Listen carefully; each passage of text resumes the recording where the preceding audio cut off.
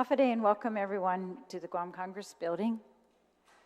The Committee on Health, Land, Justice, and Culture is now called to order. Today's Monday, March 25th, 2024, and the time is about 2:04 p.m. In compliance with the Open Government Law, notices for this public hearing were published in the Guam Daily Post and posted to the Government of Guam Public Notice Portal on Monday, March 18th and Friday, March 22nd, 2024. Notices were also sent by email to all senators and all main media broadcasting outlets. This hearing is being live streamed on Guam Legislature's YouTube channel. Individuals testifying shall first be recognized, and please state your name for our records. So we're going to transcribe these hearings, and that way we'll always know who's speaking. I ask our protocol officers to please assist with keeping the noise down and the doors silent if possible.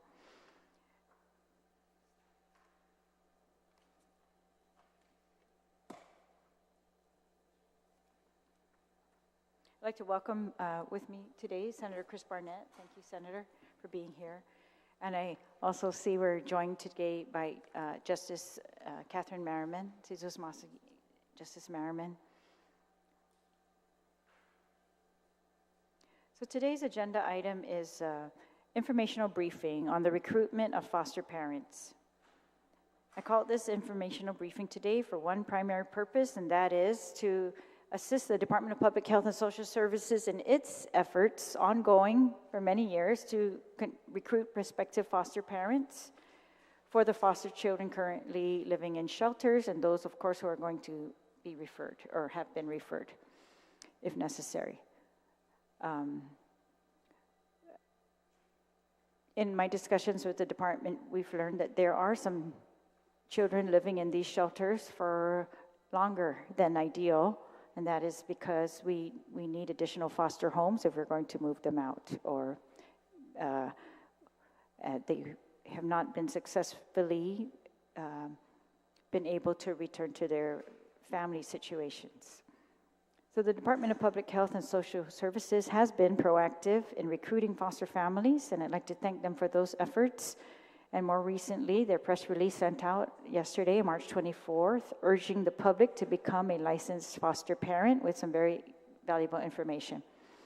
Today's briefing builds on this to further recruit foster parents and builds on the efforts, in addition, that were made by the Mayor's Council of Guam and by many nonprofits in Guam, and of course, your individual foster families and your individual staff members.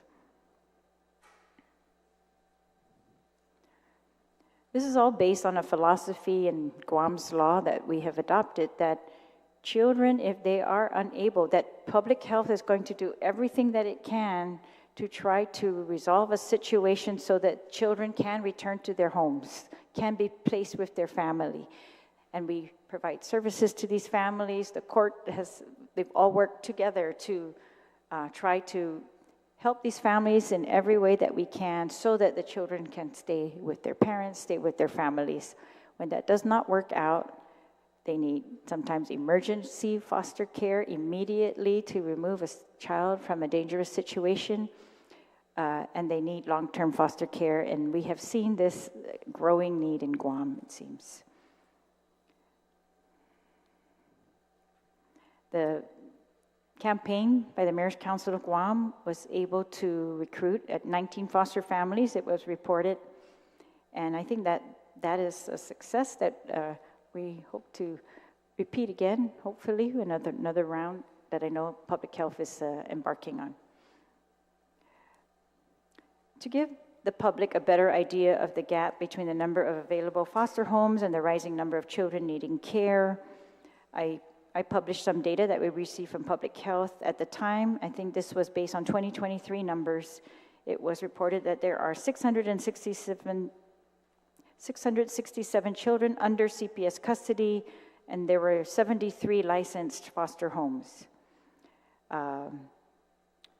There were, I think, 50 at that time staying in different shelters, and 2,211 children subject of CPS referrals, meaning these are pending investigation or pending placement, but that's 2,211.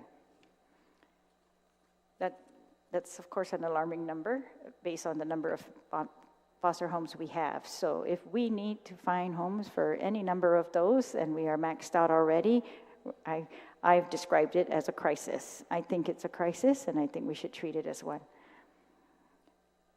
The other thing that has come up was that we discovered that we do have one shelter that was brand new, opened successfully. However, it looks like CPS had to do double duty to man this shelter, to take care of the children in that shelter, and it's pretty maxed out.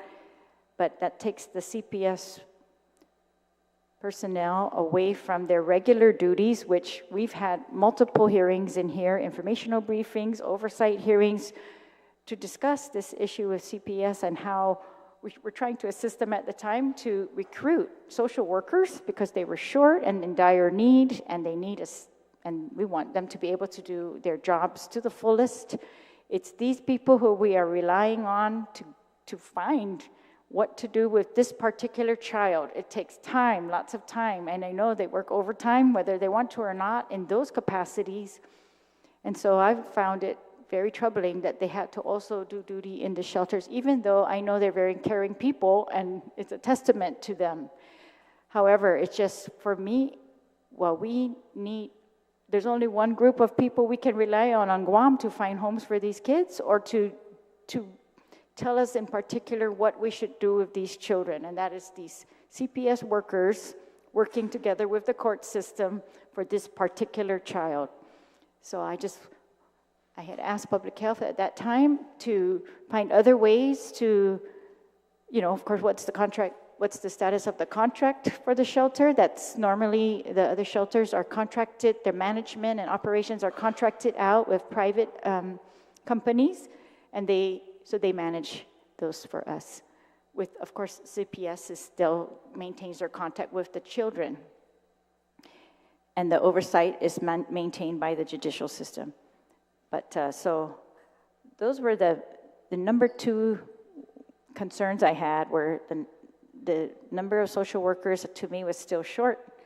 Their caseloads were still heavy, that they were having to do double duty because we did not have a contract yet for this management. So I know we'll hear updates, but today's hearing is, and the government has made many efforts over the years to recruit foster parents, including, I think one of the more recent ones was covering the health insurance for these children. Of course, there are other social services, child care, and I'm sure Public Health is going to outline all of these for us. So what we want to do is, for anyone who's listening, who's thinking that they can become a foster parent, or they're interested in knowing whether this would be something suitable for them, hopefully this briefing will allow all that information to flow. And I know that we still have a lot of work to do with our system in general. For example, making it just less cumbersome, more efficient in the application process, and we're communicating with Public Health about this.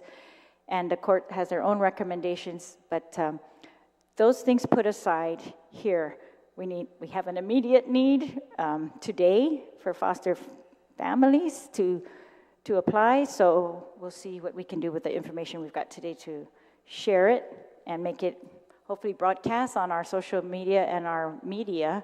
And we're just trying to use all resources available to us in this. All right, I'll leave the rest to Public Health to summarize and to outline for us. Mr. Director, if you would introduce yourself and your team to us. But before that, Justice Merriman, would you like to join us here? Or okay, thank you so much. I'd like to, let me welcome my other colleague, Senator Terlaje, Senator. All right, Director. Thank you, Madam Speaker, for this opportunity to present valuable information to our community.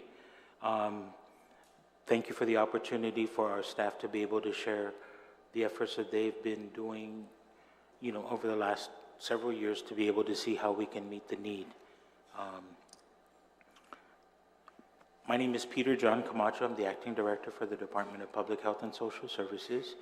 And if I can just ask them to introduce themselves, Madam Speaker. Hi, good afternoon. My name is Patricia Moffness, and I am the Acting Human Service Program Administrator for the Bureau of Social Services Administration. Good afternoon. My name is Pamela Brewster, and I'm the supervisor with the Home Evaluation and Placement Services section. Good afternoon. My name is Angelia Husendove, and I'm the licensing social worker for HELPS, Home Evaluation Placement Services.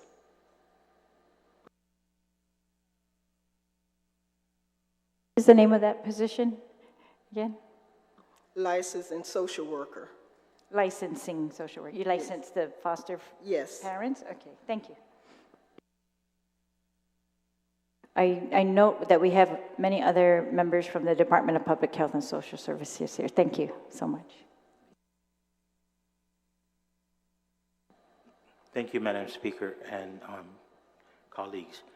In the interest of time, I'd like to go ahead and ask the staff to do the presentation. All right, thank you. Okay, good afternoon. So we are from the Department of Public Health and Social Services, Division of Children's Wellness, Bureau of Social Services Administration. And today we're going to be discussing several topics. And the first one would be the family foster home and foster care recruitment, our outreach efforts. We're going to briefly discuss foster care maintenance stipends, child protective services, transparency and response, recruitment, our child welfare caseload. We're going to talk about Iguma Minaasi, our group shelter, and what's pending at the Office of the Attorney General, as well as efforts BOSA is exploring.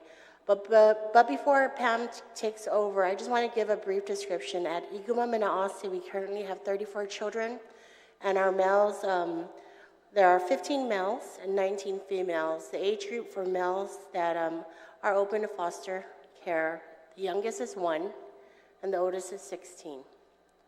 Of the females, there are 19. 3 is the youngest, and the oldest is 17. Our other shelter includes Alley 2, which includes 11 children. There are 6 males and 5 females. The males, youngest is 5 to the age of 10, and females age 6 to 12. And our last area is Sanctuary. There are 5 children there. There are 4 males, 1 female. And they are the older groups, but for the males, the age starts at 13 through 18, and females age 15. The 18-year-old could have been a case of extended jurisdiction. Okay. So I'll hand it off to Pam. And can you just repeat your name and position again? Just to remind, thank you. My name is Pamela Brewster, and I'm the supervisor for the Home Evaluation and Placement Services section, and we're more commonly known as HEPS. And it is the HEPS unit that oversees the licensing of family foster homes. Thank you for today. Thank you for allowing me to speak to raise the awareness of this critical need for foster homes on our island. So I wanted to begin the presentation with giving an overview of what a family foster home is and a little bit of information about foster care, and then of course the process of becoming a foster parent.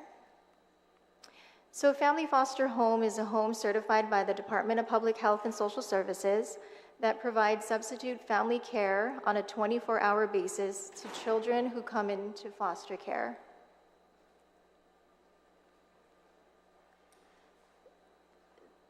The child in foster care becomes a member of the foster family and is treated as if he or she was a birth child of the foster parents. A family foster home can have no more than 6 children in one home, and this is including the number of children of the foster parents. And this is unless it's otherwise approved by the Bureau of Social Services Administration. Next slide, please. So foster care is a temporary living arrangement for a child whose parents are currently unable to provide adequate care, which warrants the intervention of Child Protective Services. The goal of foster care is to return the child to his or her parents or primary caretaker once they have stabilized. If parents are unable to provide a safe family home within a reasonable period of time, even with the supervision of Child Protective Services, a permanent home may be sought with relatives, foster parents, or individuals who have become as family through adoption or guardianship. In some cases, the children remain in long-term foster care until they reach the age of majority or 18 years old. Next slide, please. So children that come into foster care can range between birth to 17 years of age. They come from diverse backgrounds. They have all experienced some form of child abuse and/or neglect. They may have varying degrees of behavioral, medical, physical, or emotional needs. And children may be in foster care from 1 day to several years, and how long a child remains in foster care really depends on the child's individual situation. Next slide, please. So currently, the children that we have in foster care right now, they're comprised of children of all ages, including infants, toddlers, preschoolers, preteens, and teenagers. We also have children that are nearing the age of majority, so they're going to be 18 years old soon, and they will be transitioning to independent living. We have sibling groups. We have teen moms and their babies. We do have children with medical conditions and special needs, and children with neurological and developmental disorders. Next slide, please. So who may apply to become a foster parent? You can be a married couple. A married couple may apply to become foster parents by filing a joint application. Domestic partners can apply by filing a joint application or apply alone. And single persons who are at least 18 years or older may apply, and this includes single parents. Okay, so some basic requirements of foster family home applicants. So you do have to be at least 18 years of age. You do have to be a resident of Guam unless you're an active duty military or dependent. You must be a U.S. citizen or a permanent resident alien. Pass a criminal background check and child abuse and neglect registry check. You must have a reasonably steady and sufficient income to maintain an adequate standard of living, be in good physical health, and your home shall comply with acceptable standards of housing and sanitation requirements. Okay, so I just wanted to go through the background clearances that are required, and those include a Guam Police Department clearance, or a police clearance, a court clearance from the Superior Court of Guam, a child abuse and neglect registry check, and this is done locally as well as from all states and countries where an applicant may have resided in the last 5 years. We do a national and local sex offender registry check, a virtual computerized history check, a general internet search, and then a military clearance if you are an active duty military member or dependent. And this is from the NCIS, which is the Navy Criminal Investigative Services, or the Office of Special Investigation, which is OSI. So all of these checks, all of these background clearances that are listed, these are obtained by our licensing social worker. And provided that we do receive a signed consent form from the applicant, that would give us the permission to go ahead and obtain these clearances for them. Next slide, please. Okay, so there are required documents, which is part of the application process and included in the application packet. So that would include the application itself, an autobiography for each applicant, a social study questionnaire for each applicant, a medical history report for each applicant, and this includes a physical exam by a licensed physician. And then along with that medical history report, we do require a TB clearance, and this is for all household members. The employment verification for each employed applicant, which includes a copy of 2 of your most recent check stubs, a final report sheet which the applicants will fill out, 3 character references, and then consent forms for background clearances, and this is so we can check, obtain all the background clearances that were just listed. Okay. Next slide, please. Okay, so I just wanted to give just a very brief overview of the licensing process itself. So first, the applicant would submit all the required documents that I just mentioned to the HEP section, and then background clearances will be obtained by the licensing social worker. A home assessment will be completed. A social evaluation will be conducted and completed by the HEP's licensing social worker. And then a recommendation is made for the approval of a family foster home license. Our Director of Department of Public Health and Social Services is ultimately who would approve the license. And once it's approved, then a certificate showing approval for licensing will be issued. Who is that approves the licenses? Our director. The director, okay. The Director of Public Health. Yes. Okay. Next slide, please. Okay, so just wanted to talk a little bit about the social evaluation, which is really the key component of the licensing process. The HEP's licensing social worker would conduct an overall social evaluation, and this is done through interviews with the applicants, the home assessment, a review of the background clearances, and all of the required documents. So the social evaluation will consider the applicant's character, fitness, and factors showing competency in caring for foster children. The licensing social worker will also assess the home environment to determine compliance established in the rules and regulations under the standards for family foster homes. So I wanted to just go over some of the requirements for the home assessment. And this is just a few of the requirements. A full list of the requirements can be found under the standards for family foster homes, which is under the Guam Administrative Rules and Regulations, Title VI, Chapter 11, Article 9. Some of the requirements entail having the home having adequate artificial and natural light and ventilation available where the home is located. The sleeping area should include suitable light, ventilation, and provisions for proper rest. Each child should have an individual bed.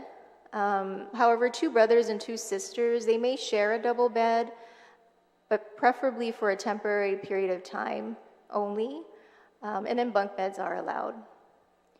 Each child should be provided an adequate space for their clothing and belongings. The sleeping rooms should not be shared by children of opposite sexes over the age of 5 or with other adults, unless this is approved by the Bureau. Running water, so the homes should have running water with adequate facilities for the proper disposal of sewage with all plumbing connected to a public sewage system or other approved method. And then the premises should just be kept in a sanitary and safe condition with protection from fire hazards, medications, poisons, household cleaning supplies, dangerous tools, and weapons. Okay, next slide, please. So the certificate is good for 2 years once you're licensed, and it will need to be renewed every 2 years, and this is upon submittal of a satisfactory reevaluation report, just indicating that the home continues to provide the standard of care, which is under the standards for family foster homes. Okay, next slide, please. So our foster children do receive assistance. They do receive medical insurance. Every foster child is eligible for medical insurance, and this is private insurance through Select Care, Calvo Select Care. And every child will be enrolled under Medicaid as well. Dental insurance is covered. It's actually covered under Net Care. And not Take Care, as it's mentioning, that was an error. It is Net Care Insurance.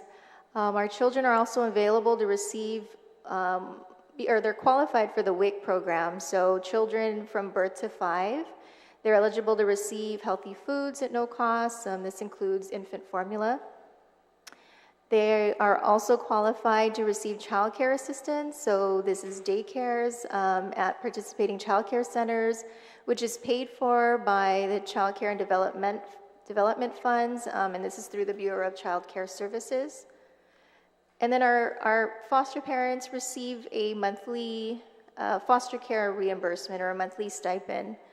So if they have a child in their home placed with them from 0 to 11 years old, they will receive $605.46. Those children from 12 to 17 years old will receive $818.40.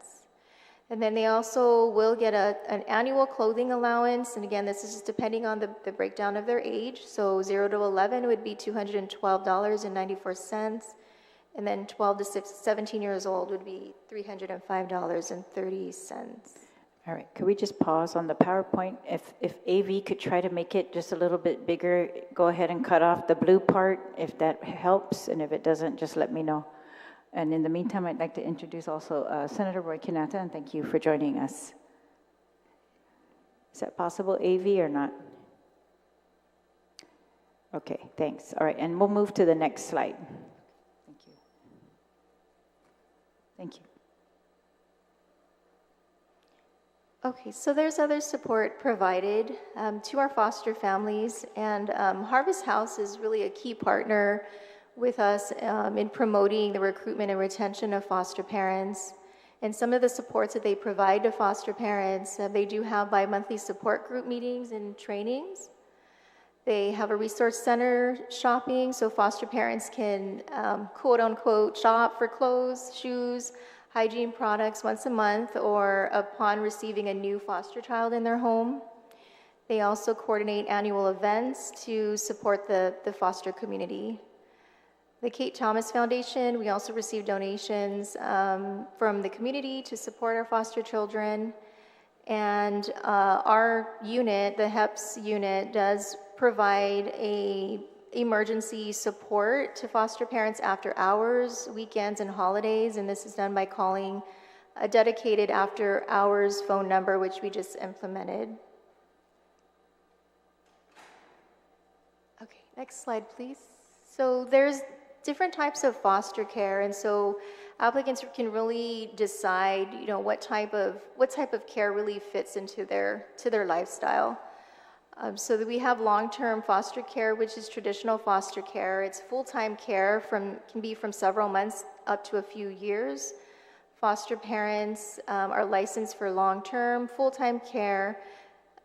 Well, those foster parents can also provide emergency and respite care. We do have emergency care, which is foster care that is needed immediately after a child is removed from their parents, or sometimes after a breakdown in their current placement. And this is care that is needed without much notice and can be for a few days or up to 2 weeks.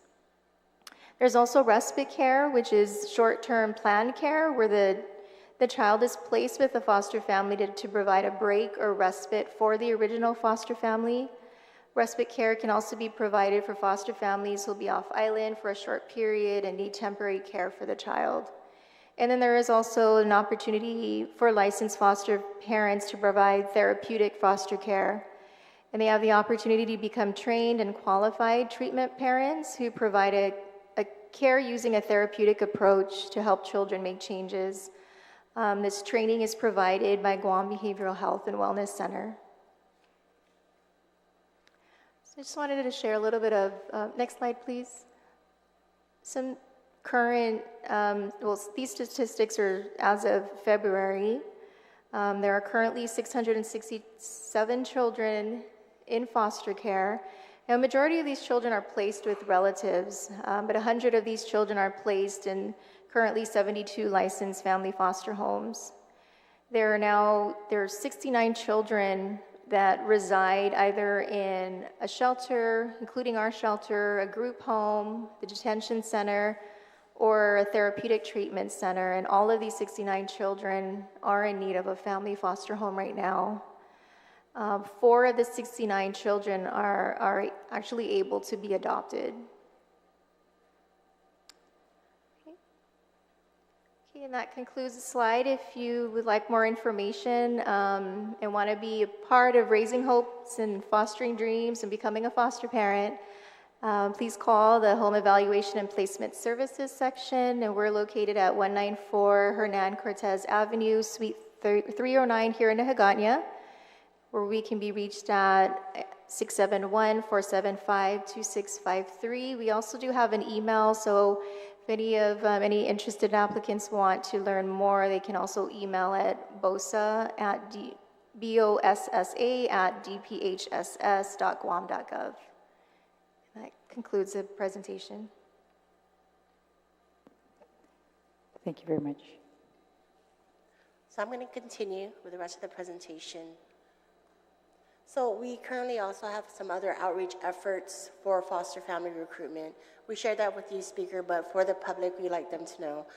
We have shared a lot of our pamphlets of how to become a licensed foster with our Mayor's Council of Guam.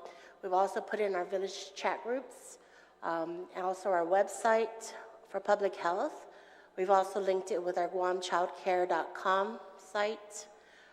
Yearly, we always work with our faith-based organizations, which yearly in April, we celebrate Child Abuse Awareness Month, and then in May, we do Foster Family Month. So we always work with the churches to put the word out there to look for more foster families. We do work, we're going to be going on talk radio to talk more about our efforts. Public bulletin boards, sometimes you'll see at the coffee shops. We're also trying to get them our screen on, on the big screens on Marine Drive, where everyone's at the traffic light and they can see it. We also are wanting to link with our programming channels, as well as on Sunday, for example, we did do our press release. Also, we look forward to working with the movie theaters to put ads before movies, as well as we're awaiting approval of a memorandum of understanding with Guam Economic Development Agency, so they may help us with our media outreach campaign. Next slide.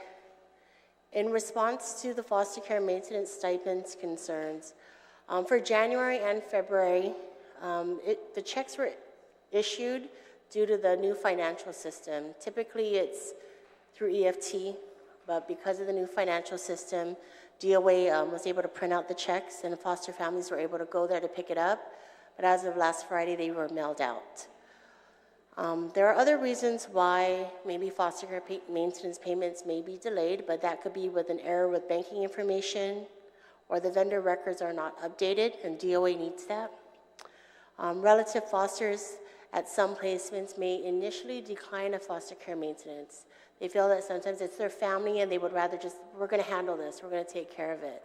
But at any time that a relative placement may say, we need that help now, our social workers will work with them and the court to get a court order for the foster care maintenance. Okay. In terms of CPS transparency and response, I know we're hearing sometimes that we're not responding, but on some situations, we have to understand that there is confidentiality involved with cases, and sometimes we can't release some information to fosters about certain things about the case.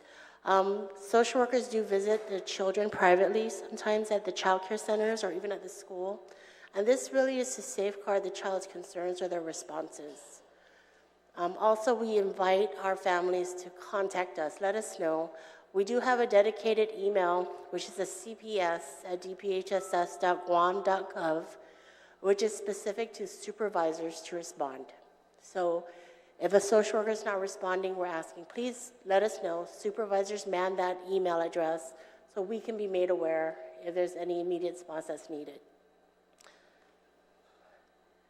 Next slide. In terms of recruitment, we are recruiting a total of 15 new social workers, which the breakdown includes 2 social services supervisor ones. This is for our intake crisis unit and our case management unit. We also are onboarding 2 social worker 3s, 9 social worker 2s, and 2 social worker 1s. We are also recruiting 14 new community program aides, and that breaks down to 3 classified positions and 11 limited term appointments. And this specifically is to assist for shelter. In terms of the child welfare caseload, nationwide, they are experiencing a shortage of social workers. Based on information from the Child Welfare League of America, they recommend that caseloads not exceed 15 children per social worker. In the U.S., a child welfare worker averages a caseload of between 24 and 31. Currently, in our case management unit, we have 8 social workers, and their average caseload is 75 children. So to follow the CWLA standard, case management unit will need 40 social workers. In terms of Iguma Minaasi, our foster I'm sorry, group. can we just Go ahead. stop there for 1 second? Back up. BOSA's average caseload is 75. This is for the case management unit. All right, and the recommendation for this same kind of unit is not to exceed 15 per social worker. Yes, based on the All right. CWLA. And is this the same unit that does the permanency plans? Yes. All right, thank you. I'll go ahead and move on to the next slide. For Iguma Minaasi Foster Group Home, there was a concern about the procurement of food and supplies. We actively have open purchase orders for food and supplies, and we've established a level that if we, we meet a certain level, that it will trigger new orders. So internally, we're working with that to make sure we do not run out of supplies or food, and just to make sure that everyone knows we're good up there for food and supplies, and we have open purchase orders. Also, under the advisement from DOA Director, we are to utilize a pricing range for individual items that can accommodate changes in price fluctuations that occur. We are also making sure that petty cash is available up at our shelter so that for unplanned expenses, sometimes the kid needs something last minute, maybe medication or, health aid like a band or something like arm brace. So we want to make sure that we can just get it right there and that it's not coming out of the social worker's pocket. So we have developed that so that we can track all the expenditures and make sure that the staff are able to get it for the children. In terms of Iguma Minaasi, we have been trying to put it out on our RFP, the request for proposal, and that was sent electronically to the Office of the Attorney General on March 7, excuse me. So that's 14 days pending the response from the AG's office. Now, efforts BOSA is exploring. So to alleviate the administrative burden on social workers, the Division of Children's Wellness is exploring the creation of a social work assistant boot camp and developmental pathways with the Guam Community College. We're also working with federal partners to avail of Title IV-E funding, which will help reimburse foster care maintenance payments and support stipends for adoption. We are working with Guam Behavioral Health and Wellness Center to provide training to staff and foster families. We're also trying to reestablish our 311 line. That's a warm line that will be calls for CPS. It will link to CPS. We'll also be doing a monthly press release for foster family home recruitment. We are investing in our employees for professional development. We have some staff leaving off island for forensic interview training for the remainder of the year. And we also will be starting our foster family orientation to highlight the requirements and expectations of being a foster family. The next slide is just our contact information, again, like Pam shared. But our email again is bosa@dphss.guam.gov. Thank you.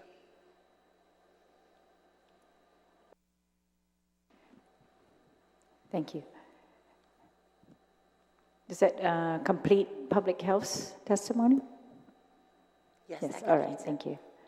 Okay, before I proceed, I'm just going to ask, all right, we have others.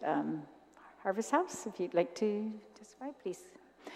So I think I introduced Senator Kanata, Senator Tatigui, and Senator Barnett, and Senator Joanne Brown has also joined us. Thank you, Senator Brown, for joining us.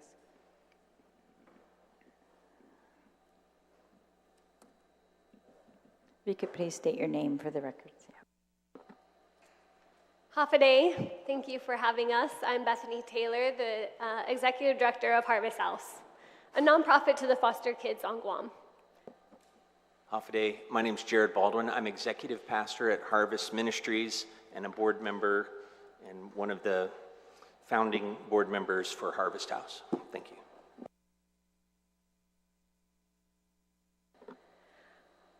I just wanted to state that Harvest House has the privilege to work alongside Child Protective Services. We have, even though we are a faith-based nonprofit, we have been able to work alongside each other very well. They have welcomed us and I actually am allowed to let them come into Harvest House and come to our informational meetings. We hold those once a month. And that's our very big way of recruiting foster families. I did bring in the statistics as well. I wanted to share that with you. I think Harvest House, excuse me. Prairie. I think just through our informational meetings alone, through our recruitments, we were able to have 22 foster families recruited just last year in 2023. I'm sorry, I'm distracted. Just one second. Or can you repeat that, please, Bethany? Yes. So through our recruitment efforts, we hold an informational meeting once a month. CPS is allowed to come to that, and we do that meeting together. We recruited 22 licensed foster families last year in 2023 just through that informational meeting alone. One of the things I just wanted to talk about is the amazing ways that initiatives and services that Harvest House has with Child Protective Services. We do have an emergency triage center, so those kids that are coming right from the abuse situation, we're like their hotline. Child Protective Services will call us. We're right on. We'll let them come in, shower them, feed them, clothe them, allow them to have a really safe place. This has been transforming in Child Protective Services because I've been a foster parent for 16 years, have had 50 kids come in and out of my home personally, and I will tell you, picking up a child at the bureau or picking up a child at the police station is very detrimental to our children's health and their well-being. It's adding on trauma when a child has already experienced trauma. So the fact that we have been able to come alongside them and offer this support has already eliminated one of those traumas that those kids have faced in the past. And I'm really thankful that they have allowed us to do that. So the kids get to sit there in a nice, safe place, allow them to be clothed and fed and cared for, and then weight placement. We can hold them usually for the day until we find placement. It also allows Child Protective Services to go back to the office and do the recruiting. We don't want our foster children to hear on the phone, oh, do you have a place? Will you take these kids? And then, no. Will you take these kids? No. Or whatever the situation is. We don't want children to hear the ways that they need to get placed. So this allows them to have a safe place. We just play on our playground, feed them, and do just that immediate help to CPS, which is a really big deal. I'm also, because I recruit foster families, I am able to try to do some phone calls and try to encourage foster families to step up and take in foster children, and then I can, refer them to CPS. We also hold 3 events in the foster community a year, so those events are huge to allow our foster community to come together and just be part of a community, right? We all share the same burdens and the same struggles, and this allows foster families to all come together and just have a nice, refreshing time. The beauty of our events is that our foster siblings, get to see each other. So I have a little foster girl. Her 2 brothers are in different foster homes. This is their one time, 3 times a year, where they get to come together and be part of family and see each other. It's kind of cute. I mean, I have my kids with me today, so they'll tell you when a Harvest House event is coming up, they're like, I get to see my brother, I get to see my sister. It's a really big deal. Some of the things Child Protective Services touched on is we also do hold bi-monthly support group meetings. Our foster families just want to come in and get support. Sometimes it's just talking to each other. And then we also offer professionals to come in and offer their support to us. So whether it's a play therapist that comes in, or we'd like to kind of come, maybe with Guam Behavioral Health, get some other professionals, psychiatrists, professionals to come in and help in our training efforts. We also have what they also touched on is our resource center shopping. So they quote unquote get to shop with us. So there's a physical need that is met through our shopping experience, but it's also supposed to be an emotional support and a spiritual encouragement. Our foster families come to us and they just need someone to talk to. So what doctor do you go to? How do I communicate to my social worker on this? So that's another really wonderful thing we do, is just get to meet our foster families. They can meet with us once a month if they like. We also, I already talked about the recruiting. We retain, so really some of our very big initiatives is the recruiting, training, and retaining our foster families. Obviously, we don't want any foster child to come into a foster home and it break down. So we recruit the family. We try to offer these training things and these support group meetings and things, and then we want to support them and retain them through our events and our shopping experiences and things like that. And we're also really just trying to create a whole community on our island that says, I'm going to help meet this need too. I care about the foster children as well. So Harvest House allows that avenue, because the Bureau really cannot take in certain aids because they're a government agency. But they can donate to Harvest House to give to foster kids. One of the big initiatives that we are holding, just so that everyone can know, Harvest House is building called our Harvest House Training Center. So we have the Harvest House Resource Center, which offers resources. And now we're building our Harvest House Training Center. And we do hope to come alongside and offer more after-school care, tutoring services, trainings for our foster families. A bigger room. Our training center can hold like 15 people max, and this training center will be able to hold 30 to 40. So we're really excited. Hopefully, even maybe we can start partnering with the Family Preservation Unit and trying to get our biological families the support as well, and then offering their visitations. That's also a really big need. I know I've been, really trying to voice that, is our children need a safe place to visit their biological families. It's just something I like to bring up. And so Harvest House does have a beautiful playground. We still need the ground done to make it exceptional. But we have this training facility. We really want to offer our biological families the hope of getting their kids back. And so we also just want to encourage that. I'm here to answer any questions about what Harvest House does, but those would be their 5 big initiatives: Emergency Triage Center, recruiting, training, and retaining foster families, and then our 3 seasonal events. Thank you very much for your time and listening. Thank you. I just wanted to add to that. Bethany covered almost everything, but when it comes to Harvest House itself, we are just a privately funded nonprofit.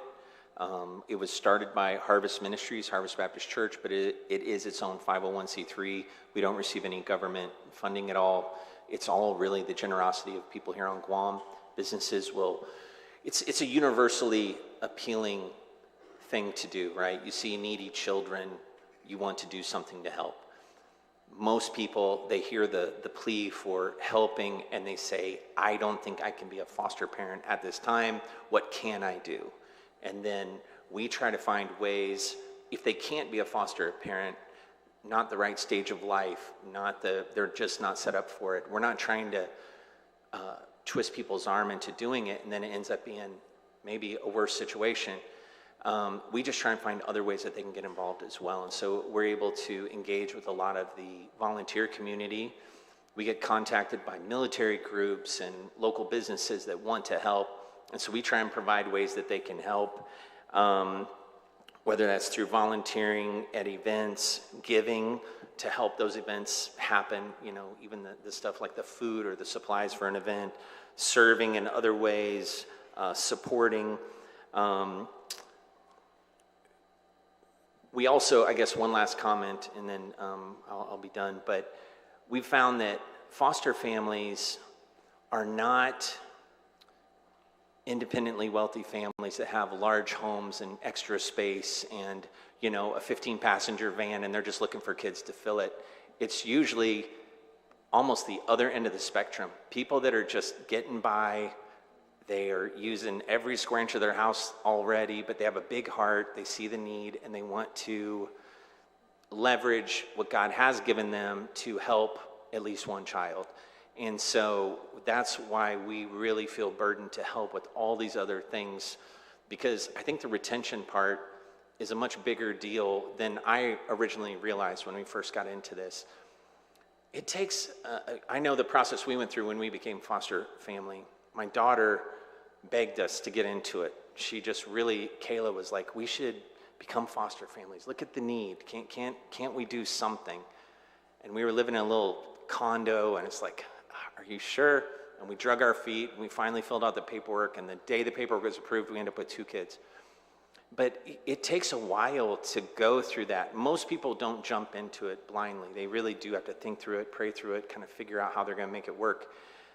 It's tragic when someone's gone through all that process, gone through all of it, if we lose them kind of out the back door because there was a lack of support. So we really have found that if we can provide some of these support things, we can't do it all. Bethany wishes we could do it all. You know, if we could, we'd build a high rise and, you know, help every child. It would just be awesome if we could. But we recognize we have certain lanes that are naturally good for us right now. And so we really try and do a really good job in those lanes. And some of those things help keep those foster families on track so they don't get discouraged, so they don't say, you know what, we just need a break, and they never get back in. So that's one of the things that we just try and do, and that just kind of adds to what Bethany's already said. Thank you very much, and thank you for all your work over the years. To all of you in the room, really, thank you. And to all the foster parents out there, thank you very much. I was wondering if we could have just I know my colleagues have questions. I have a couple questions, particularly for public health, but if we could just hear maybe what families have you seen with most success, like the most, like it's sustainable for them? How is that? Is it like, I guess, besides the criteria for their being eligible to be a foster family, what do you think they need? Is it like, what would you recommend? Like, what would your advice be to them? Any of you, like, if you think you can do this, like, I'm thinking, you know, there's a physical form, a medical form, but really, what do you really need, you know? So another thing is that the form says you're supposed to have enough income, or the rules say you're supposed to have enough, you're judged on whether you have enough income to support a family even without the subsidy. And I find like that's very difficult criteria for Guam, because I think if you look at our families, many of them are living below that level at this point, but they are prospering or thriving, their children, and maybe, I don't know. I guess I'm just looking for encouragement, if there is any, like what you feel like, or like if I was thinking about it, what would you tell me to make me think I can do that? I'm sure everyone has doubts that, can I do what you're doing successfully? I would definitely say I come across families weekly that I'm talking to, trying to convince them to foster. So I would definitely say the ones that have been most successful is because of a deep faith that they have. It's a deep conviction within them that says, no matter what, the child matters, and our family can do something to help. But I know you're trying to get to some practical things. I have foster families that tell me they're a little envious of my 10-passenger van. But that's like a big thing. Like, they always tell me, if I just had a bigger van, I would take in one more. Sometimes it's the room size. A lot of times, I just recently, a Chamorro family this week said, you know, I just don't know if I have the means. I actually had 3 families this week say that to me. I just don't know if I have the means financially to take care of them, but we would love to. So, yes, I would love to. Foster mom in the back, is there anything you think of? Anyone's welcome, even CPS, because I know you have this experience yourselves. Many of the CPS workers are also foster families over the years. All right. We can also, anyone? Or we can come back to that. Yeah, you know, she's good. Yes. Hi, my name is Amanda Richards. Thank you so much for having us. I will say the number one thing that people say to me all the time is, I would love to, but I'd get too attached. And honestly, that's the point. These little kids you will get attached to them. Your heart's gonna break for them. But if these little ones are having to deal with big emotions and being stripped away from their home and maybe from you, how much more can us adults do that and go through those emotions? So I think we almost have to be big girls and big boys and put on our big boy, adult pants and step in the gap for these kids, because no one else is if we don't. So I think we cannot, wish we had more van, wish we had more room, but these kids is just a loving home. I know as I grew up, and most of us, all we wanted was someone to love us, someone to care, someone to fight for us, and to have a safe place. And that's all these kids are asking. So, there's a lot of material things that might get in the way, but they don't care. They literally don't care about the style of shoes, the style of clothes. They just want a loving home. So that's my encouragement to other people on the fence. Yes, you will get attached, but they're worth it. Anything that's worth doing is going to come to a high price. So do it, open arms, and yeah, you'll make it. All right, thank you. Maybe CPS or BOSA, if you could just describe that, that is something that I have heard. So why is that? What is the process? So they get attached and then they leave the foster family? Well, my thoughts on it, when I license someone and they tell me that they get really attached to the children, I ask them to think about it a different way. Think about it that you're attached to this child, but to let them go back to their biological family means that you've done all you can do, that child has progress, that child has memories about being in your home. They will always remember you, but also think about when one goes back, there's 10, 20 more for you to help, and it just continues to come. You just continue to help one by one. Thank you. By the way, Justice Merriman, anytime if you want to say anything, I know that Justice Merriman was one of the founders of the judicial portion of this. I mean, we've had laws, but I think she really made this thing work in the court system to be focused on the children, and that was one of her priorities there. So I'm grateful that you're here and listening, and I know you have a lot more experience than I ever will in this area, but if there's anything you ever want to contribute. Yes, Bethany. I would also say that probably another half of the people that inquire on how to foster truly just want to adopt. They don't want to foster. So I think definitely the importance of teaching our families on Guam that the importance of fostering is being just a safe place for a certain amount of time, for a certain season, for you to influence a child's life and to relinquish them back. It's just a really hard thing on Guam, even with the relative placements. I work with relatives and licensed families. We service the whole community on Guam. Even relatives can shop with us once a month. So I find that even within the relatives and within the licensed families, their focus, many of them want to adopt, and it just is trying to change that focus of really coming alongside a biological family and saying, we're just an extension of your family.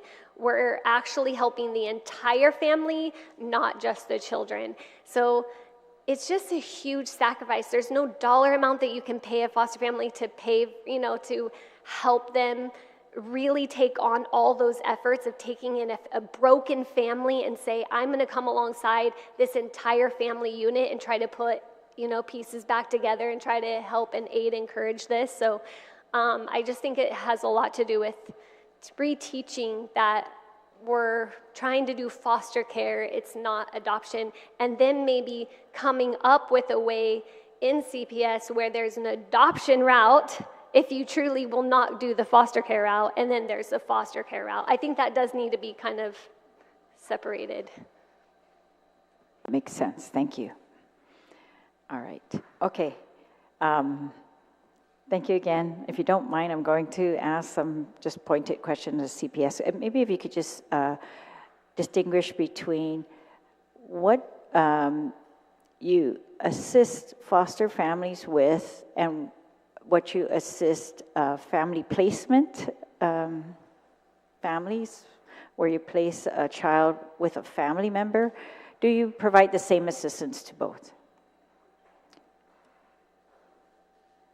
And do you screen them the same way?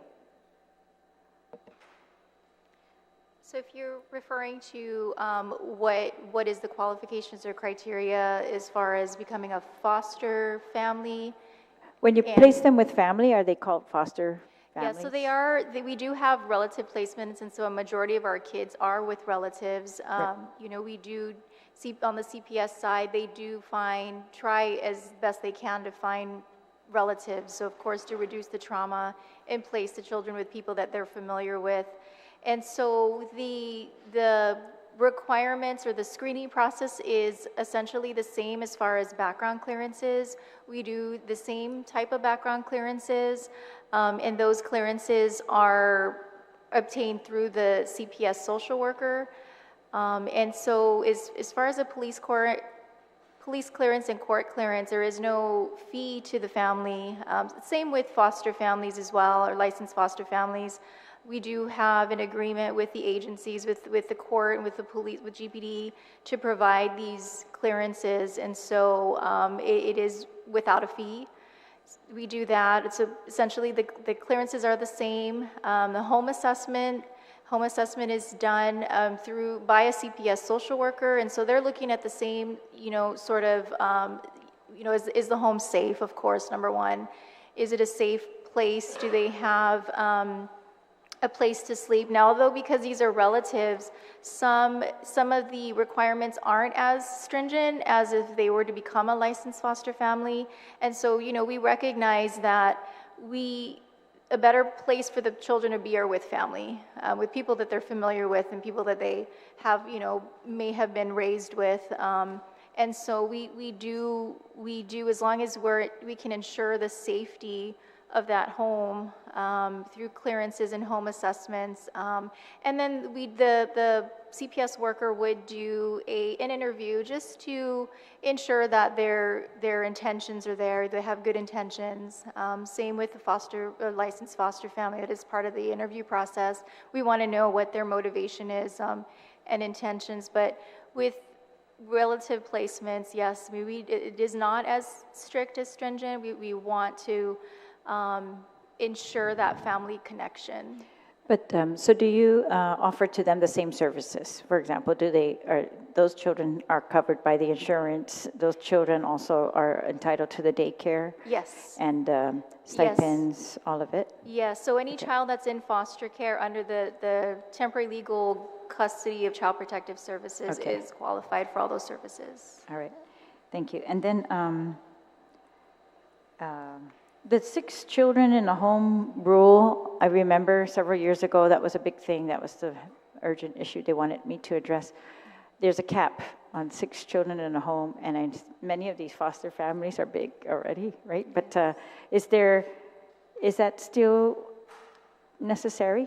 that cap? With the recent amendment to the law, we have, in fact, just recently allowed a family with more than 6 children, including their own children, and this was because there was a large sibling group, so we want to be able to keep siblings together. Yes. So yes, it is, it's basically under the discretion of the Bureau. Okay, And we great. have allowed that. So you have exercised that discretion, and all right, that's good to hear. Great.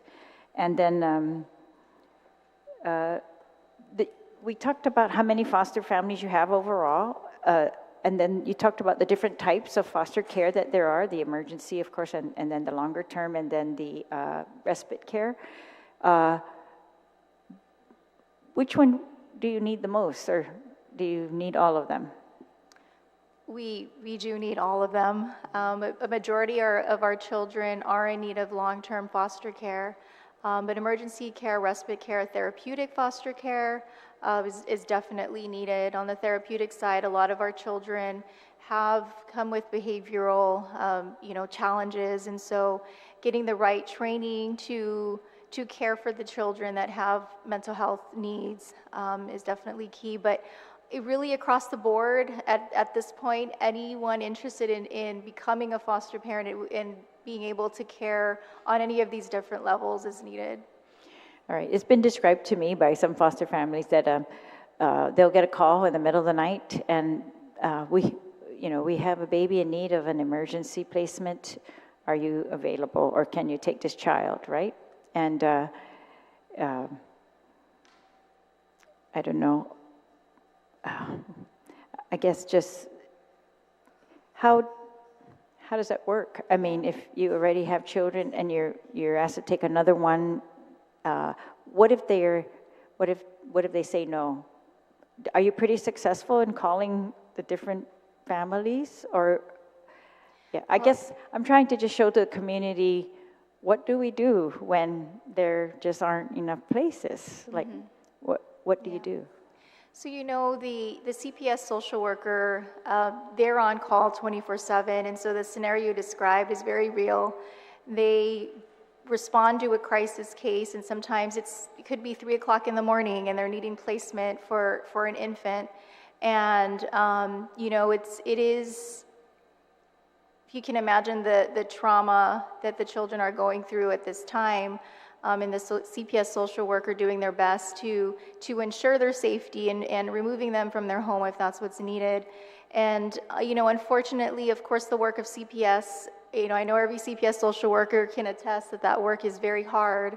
But sometimes, we say sometimes the even harder work is now finding placement at 3 o'clock in the morning. And, CPS social worker has done their job, and they've kept it, they've identified that that we need to intervene to ensure their safety, and now it's about, okay, where do we go now? Where do we go and try and find a home for this child?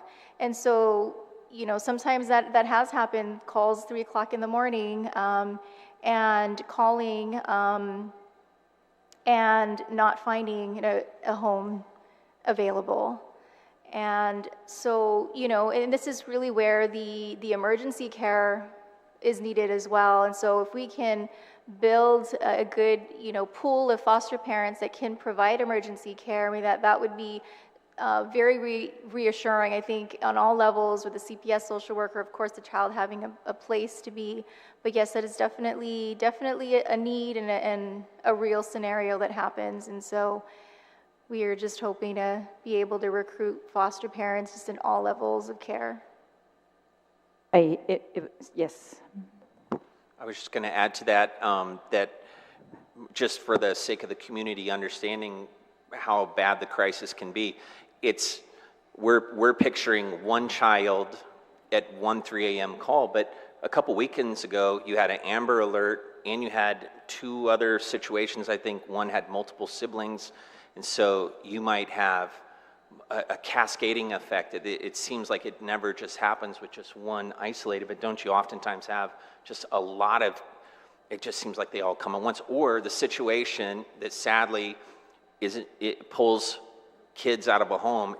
There are multiple siblings, all different ages, different needs, and they all come out of that situation just with what they're wearing. And it could be a dirty diaper, it could be clothes, they could have, all kinds of things that, that same neglect or whatever that maybe has led to that situation, they're wearing all that with them when they leave there. And so there's this cascading effect of sometimes multiple kids, multiple situations, and really complex needs because of ages and things like that. Thank you. And that's kind of when siblings get separated because of that scramble in the middle of the night to find placements. I know that's one of the reasons why these shelters were built. They're supposed to be emergency placements sometime, but they've turned into a longer term, not by design, but by lack of foster homes. Is that accurate to say? All right. And remind me again how many there are in there? 34? Yes, currently at Iguma Minaasi, we have 34 children. 34 there, 11 at Ali 2, I see here, and 5 at Sanctuary. Correct. All right. And you're still working on the referrals list, right? Still going through those, investigating, or are we decided those are clear? Oh, no, yeah. Well, Child Protective Services receives referrals on a daily basis, and so the number of foster families that we have right now, I mean, it meets the needs of the families that are in their care, but the needs of the 69 children in total, I believe, is what it is for all the other children that are in group homes or in shelters. And 69, and then plus when you're doing ongoing investigations, right? Yes. And so it continues to change, fluctuate. Yes, it does. What is your timeline for completing the pending investigations, like the referrals, pending referrals? So on the Child Protective side, so if a case is deemed a crisis, they respond to those referrals immediately. A majority of the cases of the referrals are assigned to the investigation unit, and so they have a time frame of 60 days to complete an investigation. But depending on the maltreatment, they would determine their own response time.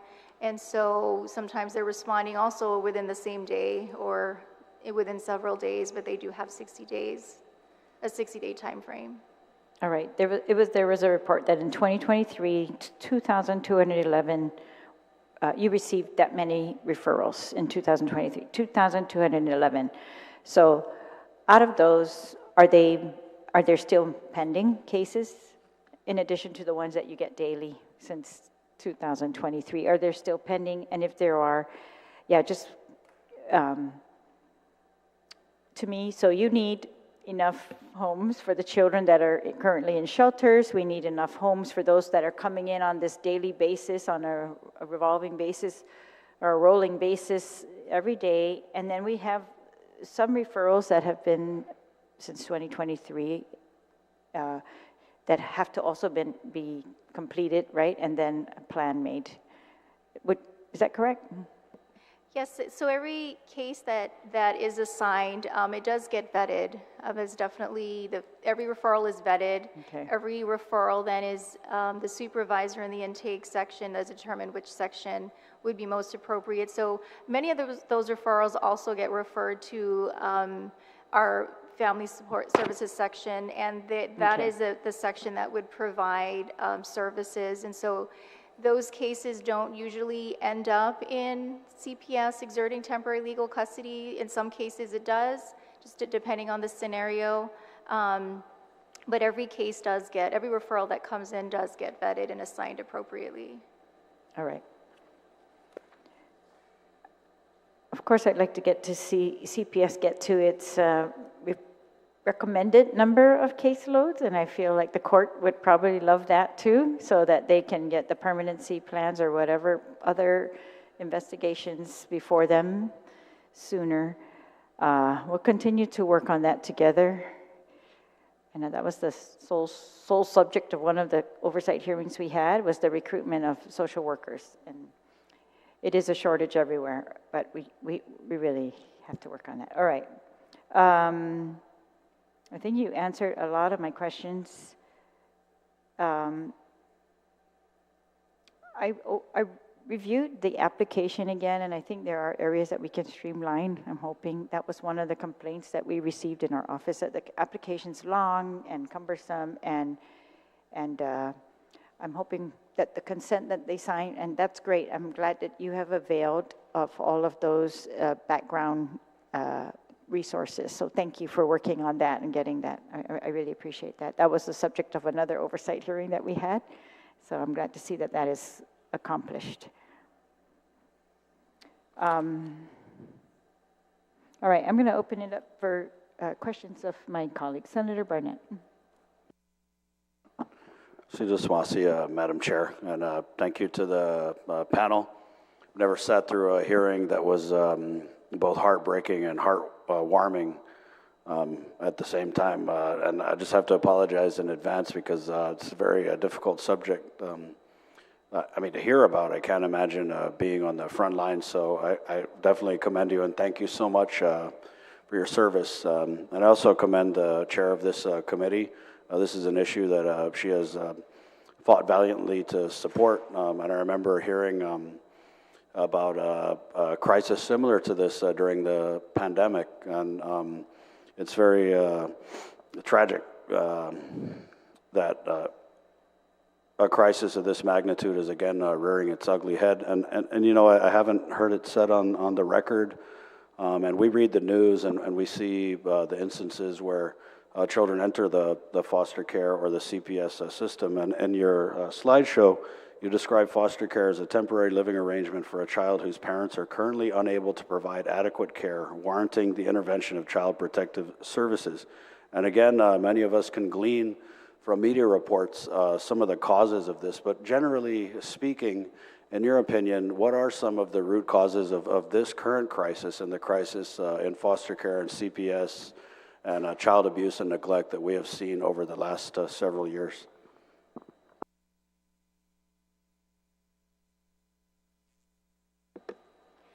So, you know, we've seen a rise, you know, on the CPS side, they've seen a rise in cases involving substance abuse. And I believe right now that the number one maltreatment is physical neglect, and that's physical neglect because of the substance abuse. And so parents that are addicted to substances, unfortunately, the result is neglecting their children. And so I know that that has, we've really seen a rise. We've seen a challenge in services. Parents then are mandated through a service plan agreement to engage in services, and that being drug treatment being a part of that. And so I think the biggest challenge that I've seen, I was working with Child Protective Services for several years and seeing that there is access to services, but sometimes the engagement may not be there.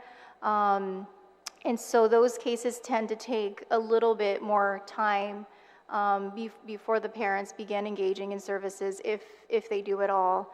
And so that I believe is really the cause of the rise in children that come into foster care. And also the numbers remain, I think the numbers remain high because unfortunately a lot of the times relative placements aren't always there with families that have substance abuse.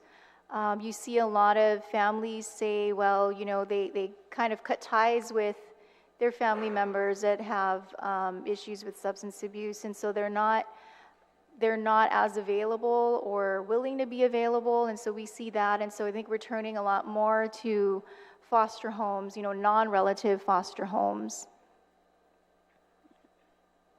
Ma'am, when you talk about substance abuse, are you referring specifically to crystal methamphetamine? Yes, that is one of the drugs, one of the substance abuses we see. And so it's your opinion that crystal methamphetamine has been one of the root causes of the current crisis and previous crisis relative to abuse and neglect of our children and the overwhelming of the foster care and child protective service system? Yes, that's correct. Are there ever issues with the family placements? For example, if you have parents who, for one reason or another, are arrested because of substance abuse or otherwise unable to take care of their children, and then there's a family placement that's sought. Are these family placements, I know you said that in some instances they've cut ties with people, and when you're trying to place some of these children with extended family or whatever family is available, are we then seeing other families being ruled out because of similar issues with substance abuse? We do see that in some cases. Yes, that is correct. We do see that. But we, in most cases we are able to place with family in some cases, or the parent is always asked to identify any family member, and it could be their immediate family, extended family, and sometimes we do have success in reaching extended family that maybe aren't so closely connected, and they do step up and want to provide care for the children. That's good to hear. I'm friends with a lot of people who work in recovery, and when I asked you the first question, it reminded me of what I hear a lot from people in recovery is that parents or relatives who have otherwise lost control of jurisdiction of their kids enter these treatment programs, and then for whatever reason they drop out of them, and then they're right back at square one. And so if you could just confirm on the record, does this contribute to the length of time that we're seeing kids remain in the system? Yes, I would say that is correct. Yeah. Thank you, ma'am. And then I did have just another question. So on the finances side, it says that the foster family home applicants must possess a reasonably steady and sufficient income to maintain an adequate standard of living. I'm not sure if it was mentioned, but I did get a text from a constituent asking if interested foster family home applicants can be on public assistance and still be able to take foster kids in. So when we look at reasonably steady income, we just want to ensure that the foster family has an income to support the child, and this is before the monthly stipend is received. We want to ensure that they're able to buy food, for the foster child and for themselves, and to support that family that way. And so that's what we mean by reasonably steady and sufficient, is that they do have to have adequate income to support themselves, and that's outside of the income or the reimbursement that they get. Thank you, ma'am. Thank you, Madam Chair. Nothing further at this time. Senator Barnett. Senator Taitakui. Thank you, Madam Chair, and good afternoon to my colleagues, but most especially good afternoon to an agency, especially when it comes to foster children and what you deal with. I can't tell you how much I support you guys wholeheartedly, and that you are truly the true heroes out there right now, because this is not only affecting these children, but the amount of caseload that social workers have to deal with. That's got to be very taxing on you.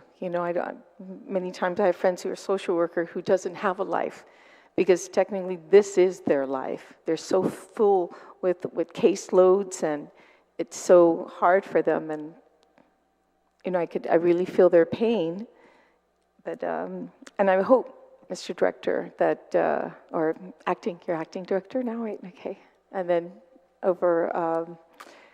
Assistant Director is still here, that you do find time for these case workers to get help with regards to counseling or any time off or anything they need, because one of the biggest issues is burnout. Case workers are leaving because they're getting overworked, overwhelmed, And they're very precious, very precious. So we got to keep them around a lot longer. So please, I ask you that you look into their time of downtime as well as counseling for themselves, because it could be very taxing. I do have a few questions with regards to, of course, Judge Merriman, thank you so much for your stewardness, the beginning of working on this to make it happen. I greatly appreciate your time and being here today as well. Thank you. Earlier, I talked about teen mothers and their babies staying in foster care. This is not always average, or something that's put in. About how many teen mothers and babies are in foster care currently? So we currently have 2 teen moms and their babies, with one baby each. Okay, that's good. You never separate them, do you? We don't. We Okay, really good. do try to keep the mom and baby together. together. Yes. Okay, I'm glad to hear that. That's what was one of my concerns. Is there actually a cap on age for a person to be a foster parent, like somebody in their 60s or 70s? I know I'm looking at my own age, but is there a cap on age? No, there really isn't a cap. We do have foster families that decide to do just maybe respite care or emergency care that are older families, and as long as they are in overall good health, there really isn't a cap as far as age. Okay, and who determines that? Your agency, your department? Yes, well, so it would be our department, our unit, the HEPS unit, and then the licensing social worker through her evaluation of the family. I do realize Senator Barnett was bringing up the amount of funding or income coming into a family. But is there a threshold, like a template that you look at for one family, it's X amount, for 2 children, it's X amount? Is there actually a graph that you look at to determine what is considered, the ability to take care of a child? Is there, using Guam standards, not US standards, because it's so different? So part of the process is they would fill out a financial report sheet, and so with that we look at what their income is, and it could be through some unearned income, through like retirement, any income that they receive, and then we do compare that with their expenses.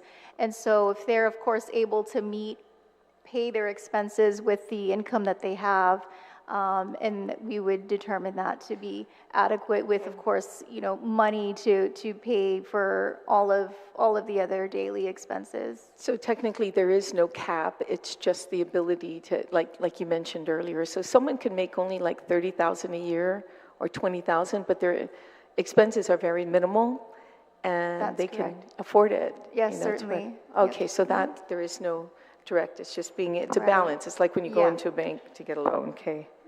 The other one is on page 5 of the PowerPoint presentation,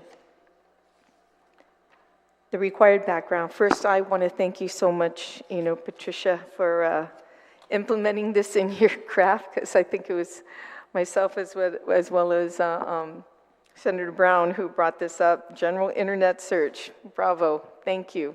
We all learn something as we move on, and I think this kind of briefing together brings new ideas to the table, and it's definitely added onto a list that's very important to follow. So I just wanted to say thank you so much, for hearing us too, and putting this in. The other one though, that's general internet search, but virtual computerized history check. What's the difference between the two? Virtual computerized history check versus general internet search. It's actually, I'm sorry, the C is missing on that one. So it's a virtual computerized history check. We are assisted by Department of Youth Affairs for this check, that it will pop up any kind of cases that an individual may have in their history. I see. So with this check, let's say, you had a foster parent and it says every 2 years it's renewed, correct? So is there any time during the year that you do check the background of these foster parents? Is it every 6 months? Is it every 2 years when you renew them? Because, anything can happen from the time a child goes into their care, and then something can happen before the renewal date. So what's the process on that, just to make sure they're in good standing? So as it stands, all of the background clearances are all done at the time of renewal. When they initially apply to become a foster family, all of these checks are done and within 60 days. So they do have to be at least 60 days current at initial applying it initially. And then after that time, it is repeated every 2 years at the time of renewal. That is the current practice. Okay, can I make one more suggestion then? Like we did with this, I'd hope that, I know you're very understaffed, but maybe there's some way we can do this. Just the simple thing that we came up with general, internet search. It's simple, going into the computer and searching for that foster care individual like every 6 months, because we've come in situations where there was a foster parent who was arrested, and if you guys knew about it, you probably would have, put up the red flag and do what you need to do to take that child out of harm's way, if so, or whether he's guilty or not. If there's a person that's been charged with something or been arrested, it's best to keep that child safe until everything is cleared up. So may I suggest that it's done not every 2 years, maybe a simple check in the computer, general, maybe every 6 months or a year. So may I make that suggestion, please? We can add that to our background checks, yes, 6 months. Thank you, Patricia, thank you. The other question I had with regards to, everyone's freaking out about this new financial system. I know I am. A lot of people calling up saying they're not getting paychecks coming in, but the worst thing that could happen is our foster parents not getting their funds. Now, unfortunately, there was tons of excuses here as to what could have happened on giving these stipends. It's good to see that January and February 2024 were issued via check due to the new financial system was an issue, but then now it's coming up with all these other excuses. But, I think we can be better than that. These are parents who are taking children under their wing, their time, their families, their expenses. And I think one of the issues that why some people don't want to become foster parents, and they really do want to, but they hear these stories about 2 months behind in stipends or getting paid. That's what I'm hearing. So I humbly ask, Mr. Director, now that you're doing things by check and getting them out, let's not find another excuse why these parents are not getting their stipend. It's unfortunate. I don't see the financial system getting any better, to tell you the truth.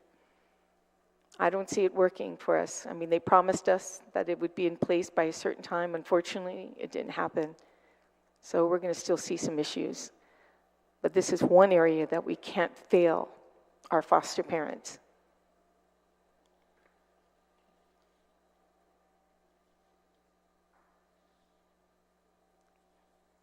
Are there any costs associated with, if a foster parent sees that one of their children are in need of counseling, seeking medical help, just on the counseling side, who covers that cost? And if the foster parent comes to public health and say, I really need help with this, who takes care of that?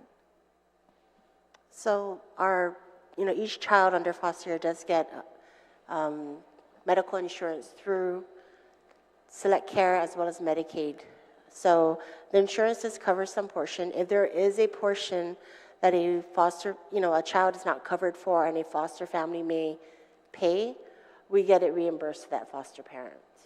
But just coming up with the money becomes very difficult at that Right. point.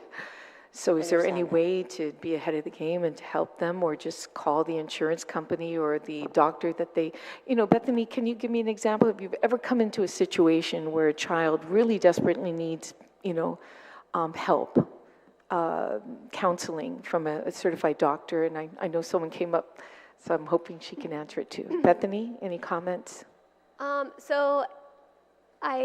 It's difficult for me to speak on behalf as a foster parent. I'm switching gears then as the executive director of Harvest House, just so you guys make that clarification. I'm speaking as a foster parent here.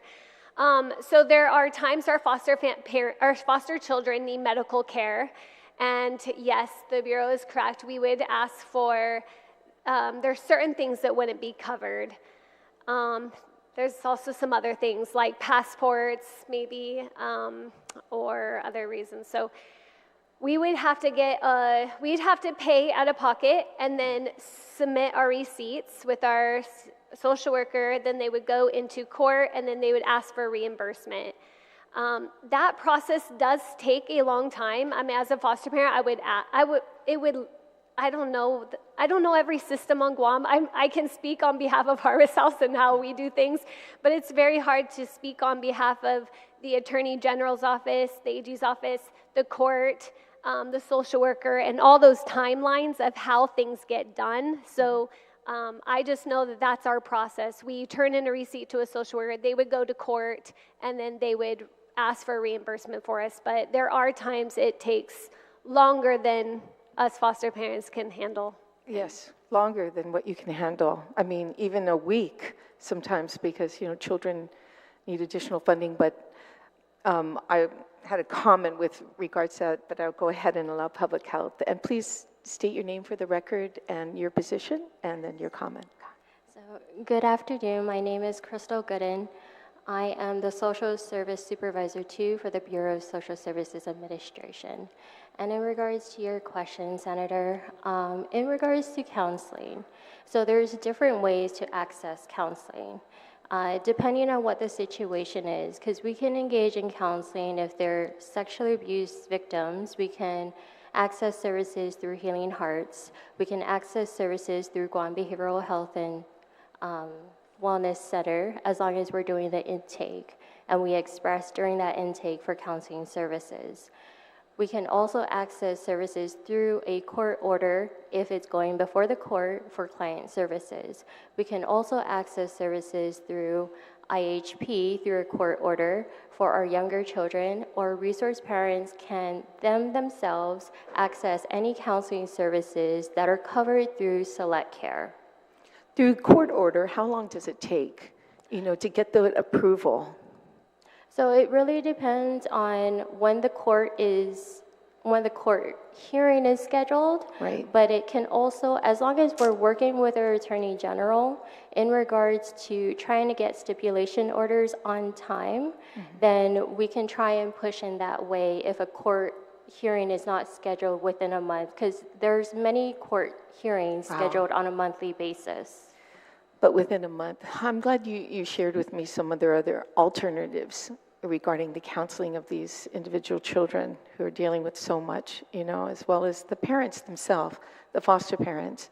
Their hearts are aching seeing their child that needed help, and many of them are not counselors. They're just full of the love that these kids need, but the real therapy that's needed for these kids, they can't wait a month, before a court hearing. So we need to find something faster. I mean, once a foster parent recognizes a child can hurt themselves or in desperate need, it should be the next day. And I'm glad behavioral wellness is available. Yes. Is that what you said, Crystal? They're available at the drop of the hat, correct. I hope? At a drop of the hat? Yes, Okay. that is correct. And, That's you know, good. CPS workers can also request at the prelim hearing for orders specifically for counseling if it is warranted at that point in time. So there is no delay to seek out counseling services. Okay. And Patricia, question, how long has it been since it's been reassessed for the monthly stipend for foster children? Or it says here on page 8, monthly foster care reimbursement, $605 for the month, 0 to 11, and then 12 to 7, $818. One, I think the clothing allowance, annual clothing allowance, that's super low. I mean, $212 for the whole year? That's very low. That's a 1 hour visit. Like, that's really, even to Kmart, you know. But when's the last time you visited these costs? Because, you know, with inflation, everything going up. So in regards to the foster care reimbursement, Yeah. there was a 5% increase from FY23 to FY24. Okay, 5% only. I am not certain about the clothing allowance. I'll revisit that one with the clothing allowance and get back to you. I want to Okay, it seems reconfirm. like, you know, Guam got 22% increase, you know. Why are we only giving 5% to our foster parents?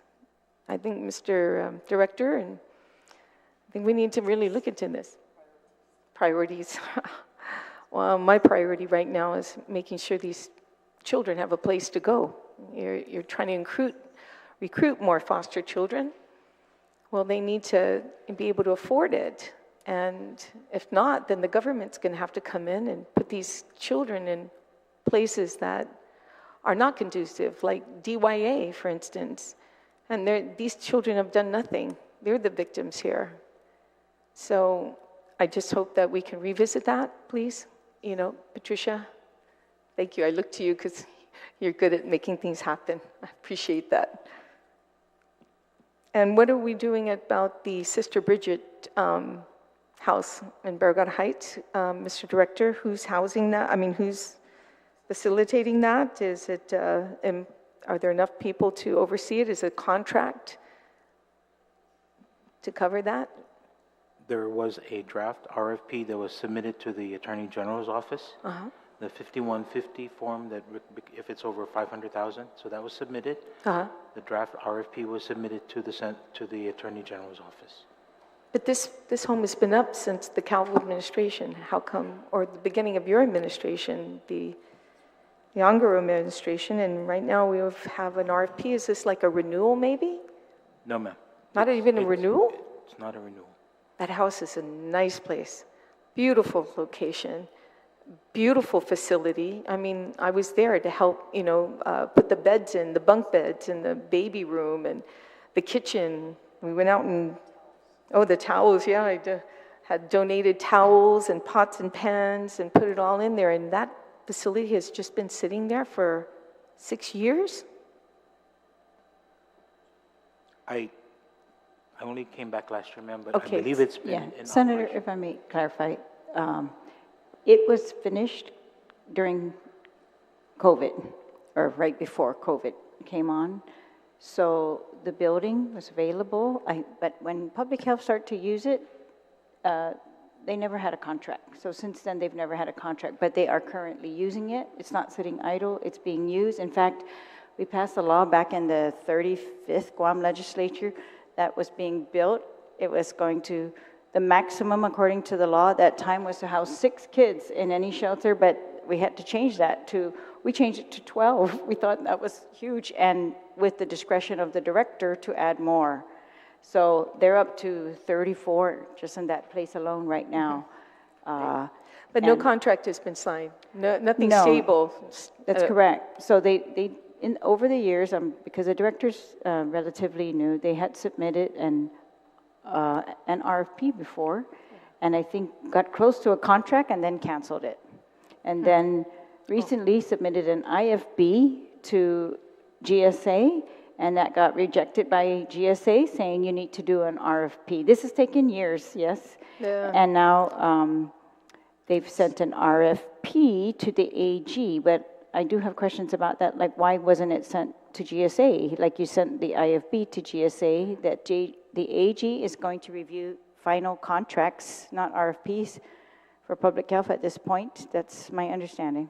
And my understanding of the process, ma'am, is that the draft is created. It is sent to the AG because $500,000 or more, the AG must be involved from the beginning process. And so that's why it was sent to the AG. All right. We'll talk about then that Okay. later. I don't want to take up your time, Okay. Senator. Yeah, please Thank you. proceed or wrap it Patricia- up if you don't mind, and we'll move. Yeah, I think Patricia had something to say. I don't want to lose your track of thought there with regards to this. You were about to say something. The speaker did address Okay, it. We did okay. have IFBs out, and it was not awarded, waiting. and now we're doing an RFP You through the know- guidance of DOAs.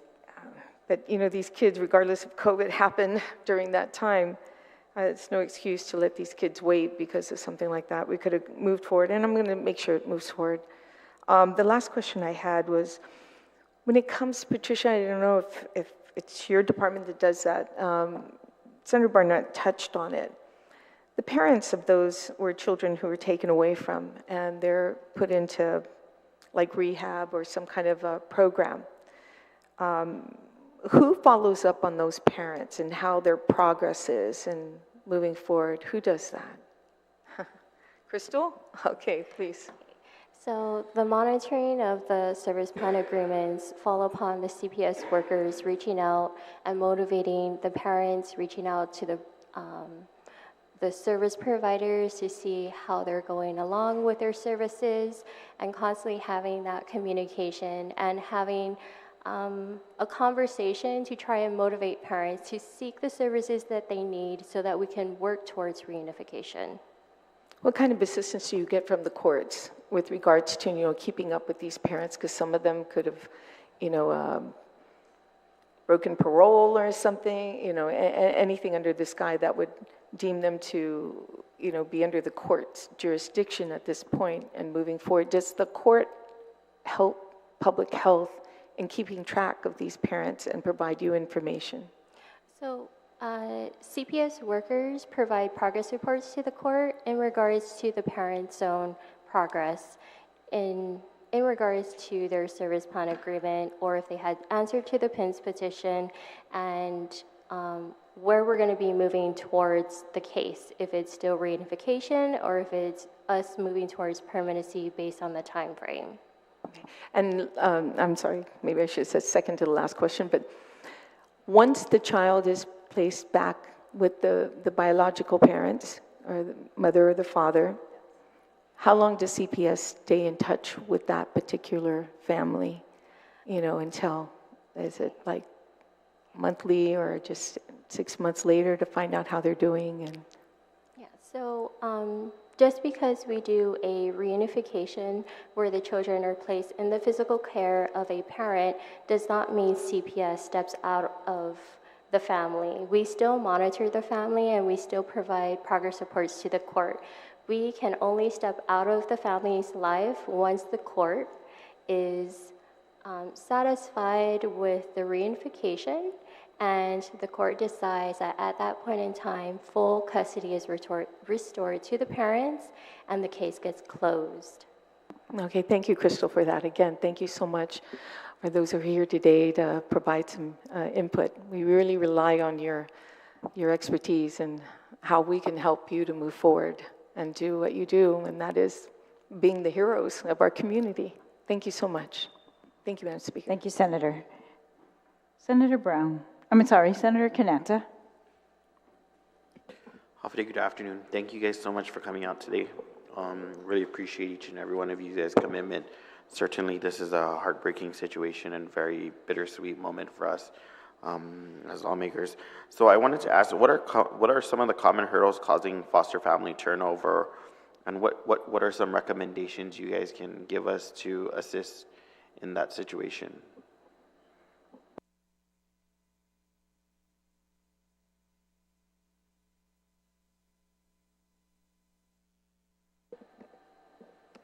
So I know some of the challenges that I've seen, you know, maybe some foster families don't feel as prepared.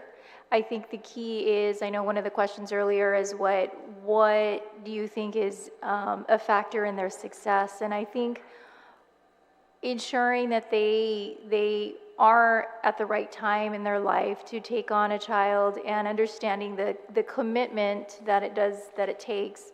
A child that's in their home is basically like a child of their own, and so being able to provide that care in every way, taking them to appointments, just providing the care as you would your own child. And so I think, you know, that finding foster homes to provide respite care is key, to give respite for our foster families. You know, if it's taking a break, you know, going to dinner with your spouse, taking a weekend off, taking a week to go off island on a trip and just having that break. And so, you know, being able to provide respite for our foster families, I think is key. Thank you. Go ahead, Harvest. I was also going to add, you just have a lot of them move away also, right? Like if they're military connected, or they're maybe on some type of contract here, the same thing that gets them to move away also takes away some really good families that want to serve while they're here, but they're not going to be long-term. I would also add to that adoption. A lot of our foster parents end up adopting out of foster care, and then they cannot take in another foster child. So I would say those two are major reasons why they're not taking in another child or continuing foster care. They leave off island or they adopt out of foster care. Or it just, maybe becomes too much, but I don't see that. Most of our foster parents have stayed on for a long time and have fostered a long time, and they just can't take in more kids. Those are the families that we're supporting, a lot of them. Thank you so much. So what is the limit? Is there a limit for how many foster children you can take in? I mean, if they're not family, I guess, if they're not siblings position? So they can take up, a home can have up to 6 children, and that includes their own children. But it is at the discretion of the Bureau, so we can have, especially to keep siblings intact and together, a home can have more than 6 children, and it just really depends on the home assessment and how much space there is available, and you know their capabilities. Thank you so much. How does BOSA team up with new community organizations, faith-based groups, and other stakeholders? I understand Harvest House is a very outgoing support. I know you did state earlier that you had another group, I believe, assisting with you. But do you guys reach out into the other organizations out there, if any? Yeah, so we have outreach. We have a unit within BOSA that handles all of the outreach, and so we do partner with other community agencies. Catholic Social Services is also a great support, and so we do have regular outreach where we try to maintain those partnerships. Thank you.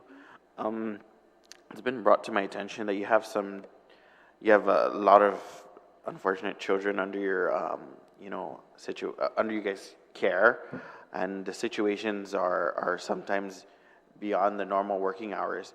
Do you guys have enough officials for your employees to how do you say this, transport the children from where A and B place? I know Miss Bethany has a 15-passenger van, but in the event that a certain household has more than 3 kids and more than 2 kids, right? Obviously, you'll be needing some kind of bigger transport vehicle, maybe a van. Do you guys have enough vehicles to service your clients? Well, that is certainly a need that we have right now, to be able to provide, go out and pick up children and take them to their appointments, and that's normally, a foster family would do that, but we do recognize that there's going to be times where they are just not able to for whatever reasons, and so we would then pick up and try to assist, but having more government vehicles is definitely a need. Do you have an estimated fleet capacity to service every child? No. What is your current fleet status, and what is an ideal fleet status?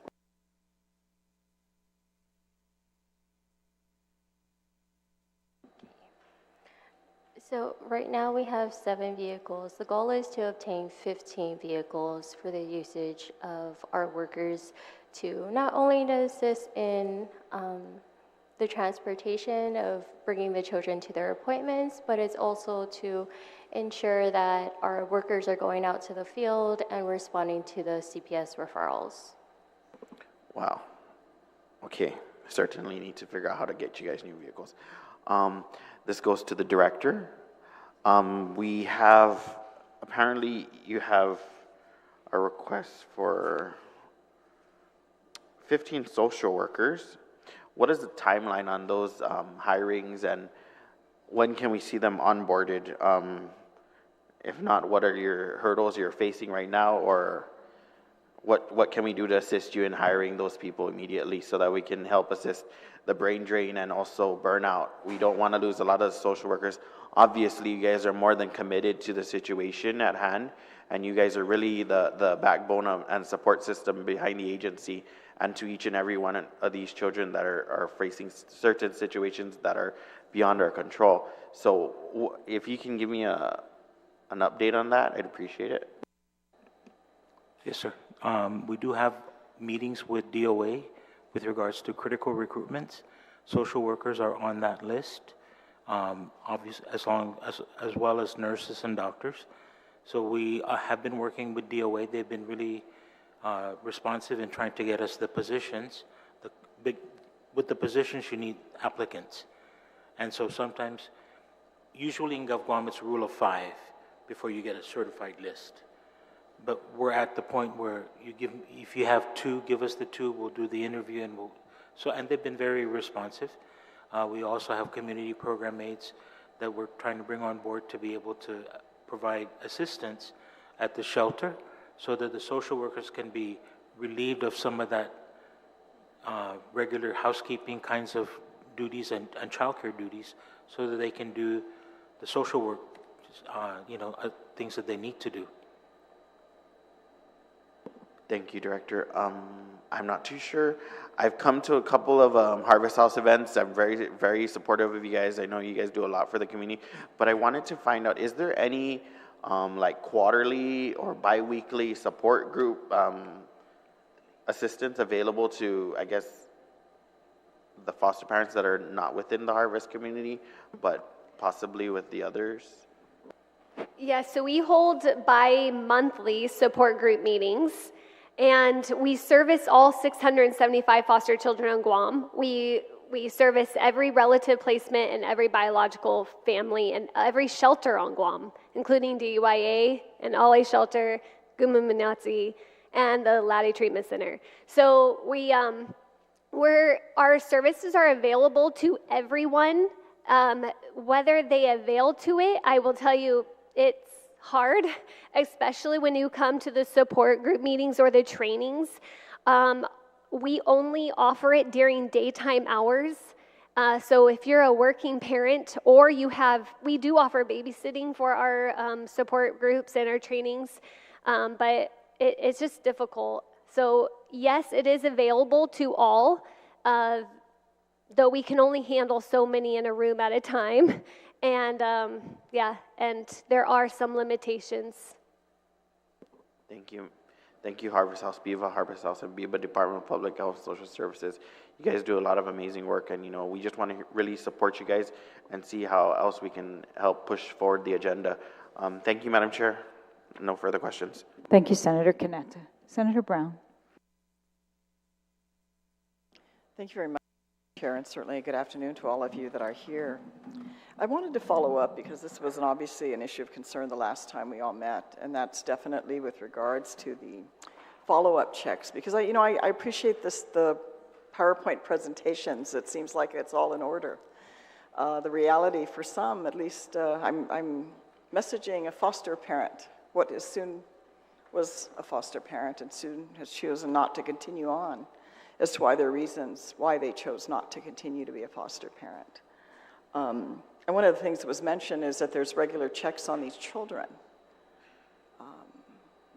At least from my experience in talking to people involved in this process, that is not the case. The feedback was that the social worker checked with this particular foster parent only prior to court hearings, that there were no regular checks on this child. And so, I mean, you know, it's nice we have the process and procedures, but the actual application of them, for me, is still questionable. I still think of that incident last year that we discussed of this particular foster child that ended up in the hands of an individual that at least is alleged to have sexually molested this foster child. And I had an individual who identified herself as the mother of this foster child. Now, and I understand the family dynamics are not perfect in many cases as to why these children end up in foster care.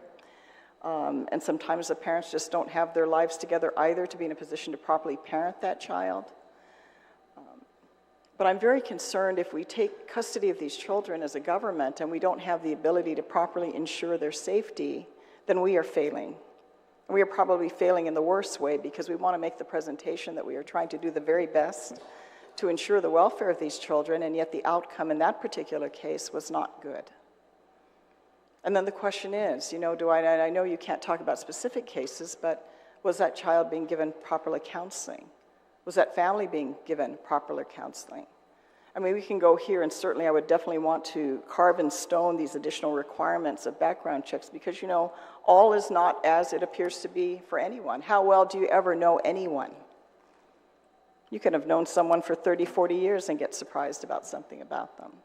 So how do we verify? How do we know to the best of our ability that these children are being put in safe hands? Because they're already in a vulnerable situation, especially if they come from an environment where they're not safe. Children that are not well taken care of, that don't have regular food, that don't have regular support, children that have been sexually abused, physically harmed. How do we ensure that these children are coming into a safer environment? And you know, we like to think of the government as mother and father, but we know in reality that's not the case. And I think that's really something we need to delve a little further into. And Mr. Director, I know, you know, you've worked in these areas for many years. But, you know, we want to hear a little more than, you know, we don't have enough social workers, and what I hear from every department and agency to the point of ad nauseum is we just need more money, senators. We don't pay enough senators. We don't, this, you know. I want to know from your end, what are you doing in your operations to determine where your greatest need is? Because this doesn't sound to me like foster care is at the front end. Kind of sounds like somewhere further back in the process.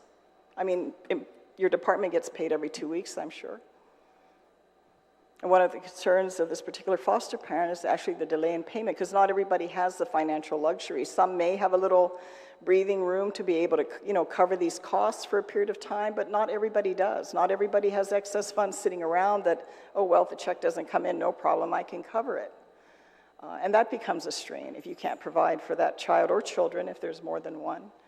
And I just don't get that sense. I don't sense it. I don't sense that this is up in the front row in terms of priorities of public health. And I know you have many, but I also know from our last hearing here, not even 3-4 weeks ago, that there's a lot of services public health no longer provides because you no longer have a facility where many of your own clients can come to get assistance. Or current locations of rental where even your employees have an ability to properly execute their job because they're saying they don't have enough space. It's between them and the boxes that they don't have space, or privacy, where the need is in some cases to deal with clients. So that I look at and have those questions because I just don't sense that, I think maybe for the majority you're able to say that these are the things we're able to do, but I don't believe that that's the reality in all cases. Because I've encountered people that have been in this, that come up and tell me that this is their reality, that they don't have consistent follow-through and engagement. They don't know who to call if there's a crisis. Who do they talk to if there's a crisis with that child or a situation that comes up? Who do they contact? Who do they contact at 2 o'clock in the morning? And this is from an individual that I know and I respect and is a credible person who's providing me this information. So when that person tells me that and I hear the presentation, pieces don't fit. And what do we do for the child that we have in our custody that was harmed? What happens to that child? What happens to that child, Mr. Director? What happens? Even though I know there's many children that are helped, But what about the ones that we're not properly serving? What do we do with the lack of follow-through? If you don't have enough personnel, what are you going to do about it? You're in charge. What decisions are you going to make to help facilitate, to prioritize these children? Because I don't sense it. You can present all you, I mean, these are, I love the presentations, but I just don't get that feeling that this is a priority. If it was, we wouldn't be dealing with issues of lack of ensuring paychecks were getting out there to, not paychecks, but stipends that would, to get out there to these foster families. Because they need the money to take care of these children. These children need, goodness, we need to upgrade. If we can do all these other expenses in government, goodness, we can provide more than $200 a year to clothe these children. We have so many layers here, and we have the surface layer that looks good, and sometimes when we dig a little further down, it's just, we know it's not, and those of you that work in social work know it's not a good story sometimes. The reality of what our people, our families that have, we don't have any structure for some. Having children is a step back, gun madzuti. Where did that phrase come from? Our throwaway children. And it's a sad reality because it's among our own people that this happens. They prioritize other things but not their own children, or even ensuring that if they cannot provide for those children, providing a safe place for them, maybe someone else who can take care of them. But my concern is with the government and our inability to prioritize our responsibility of providing the resources, the counseling, the visits, especially if a child is being abused or harmed in some way, as we discussed the last year. How do they relay that if they don't have the voice to do that? And how do you check to verify or even know that child is safe? How do you do it? And we can say, a certain percentage, it's life. We're 1%, 2%, 3% are going to slip through the cracks. Things happen. Yes, that's life, but God, if that's your child, any one of our children, that's one too many.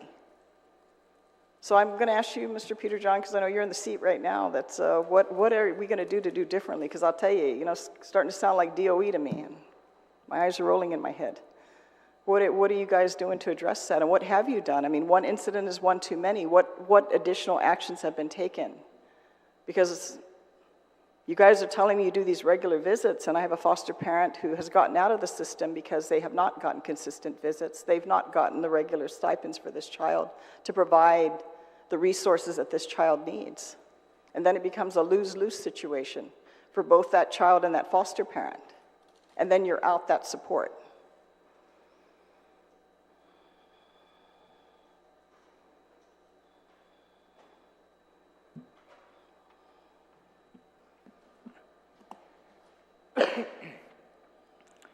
We have been trying to address the situation that you've spoken of. We are looking at trying to bring in more social workers, so that's in progress. We're looking at trying to get the social workers back to what they should be doing so that they can do the checks, they can do all of the proper things for the children in protective services. We're trying to get the RFP for Iguma Minaasi, and we have a little hiccup in the road because the AG has, said that he's not going to represent the government. But is he still looking at the contract? Peter John, I understand, trust me. I got Gov Guam is it's a challenge. I know, we've all been in that seat. We know that. But you know what? When you need to get things done in this government, it gets done. When it's made a priority, it gets done. We don't just try, we just do it.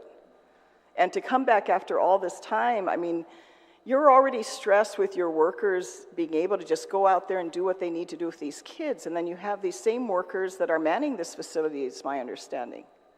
How do they do both and keep going? You're going to burn out the people that you have because we can't get an RFP through because the Attorney General said this or that. I'd be knocking on his door. And if he has at least come up to us directly, publicly, eyeball to eyeball and said, I am still reviewing these contracts. He's putting a clause in there. If you go to court, he's not going to represent you. But, with regards to $500,000 or more, he said he is still reviewing it. Unless he's not telling us the truth. But, I can't, if I got a mission, I'm not going to say, the AG's, we're waiting for him. that just doesn't cut it. I mean, we're dealing with human beings. We're not shuffling paper and hopefully it gets stacked, you know? We're not the rest of other government agencies that, you know, the outcome is not the same if it's not addressed. This, to me, I don't feel the sense of urgency. Maybe that's why I'm never the director of public health, because if I was, I don't know how I'd sleep at night. I'd be worried. Especially when the need is so great. Especially when your department is not functioning to any level that it used to function prior to this building in Manilo being abandoned. I've had a boss who would have told me, Joanne, if I have to do your job, I don't need you. And thank God that boss never told me that. But, you know, how does it look to us on this side? How does it look to the public? You're already not providing the level of services you were providing 4 or 5 years ago. So what are we doing? Is it DOA that's not producing the checks, that the new system's not working? Then what do we do to get around that to make sure that this gets prioritized before anything else? Because I'll tell you, if I was in your seat, I wouldn't take my paycheck till I knew these checks were out. And I'd make sure everybody underneath me was in line to make sure that that outcome happened. Because I would be making a message. I would be definitely sending out a very clear and strong statement. Because money is nice. It isn't as loving and caring, but it helps. And especially I can't imagine Peter John having nothing. Nothing of my own. No space of my own, no home of my own, no love of my own, no family of my own, no clothing of my own. I've never had to deal with that, thank God. But if I did, if I thought about that I'd be, wow, my sense of self-esteem and worth probably would be very nowhere. And if I'm looking to you for that help and you're not giving me, where do these kids go? I mean, we talked about here earlier, we had two mothers that are underage that are now mothers. I mean, were they mothers? Did they become mothers while they were in the foster care system?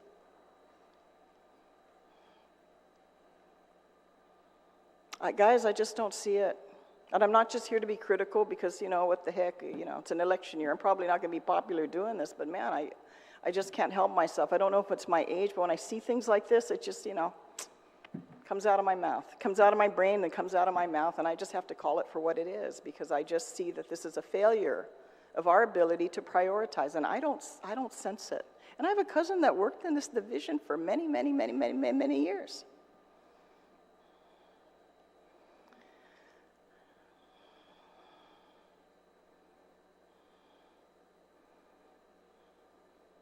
You can't try. These kids don't get a second chance to grow up again. This is it. You know, this is stage front and center, and if we miss that opportunity, we may not get it back. They may never trust anybody ever again. And how are you going to encourage more foster parents if you have foster parents in the system that are checking out because it's just, after a while, they can't, you know, it's a mutual frustration. They can't provide the home environment. They can't provide the resources. The government is literally putting this on their backs to support this child financially because we're, you know, getting around to a new financial system that we're going to hear like the Guam Memorial Hospital doesn't work, wasn't right-sized. So this is my observation, and I'm relaying it, and it's a concern. And while we have these presentations, and they look good, and they sound good, and we can all pat ourselves on the back and go home, I just think there's some issues here. Because if I've got someone who I know is credible is telling me that they're a foster parent, and their child is not visited with any regularity, what happens with the foster parent that's not such a good person? What happens with the foster parent that could be abusive to these children? Or, in the case of one case we read about in the media, has a partner that ended up abusing the foster child. How do we know who's in this environment? Who comes into this home at night? Bethany, you want to provide a response? I appreciate all the feedback. I just would like to say a few things. First of all, as a Harvest House representative, I do want to say it has been a wonderful partnership with CPS in the fact that at least we also have been able to come alongside them and help see these kids once a month. So one of the reasons why we do our foster parent shopping is not just because they need resources, but it's truly to allow these foster parents to emotionally vent, to talk about their problems, to see what and we're not counselors, but we do have a listening ear, and we can just hear them out. We can give them some advice, and allows the foster children to feel safe and know another community outreach that they can see. So I've always told CPS that as social workers. I'm friends with many of these workers here, and I'm letting them know, we do try to have a hand in your work as well by seeing these kids every month as much as we can. We also invite them to all of our events so that they can see the kids at our events as well.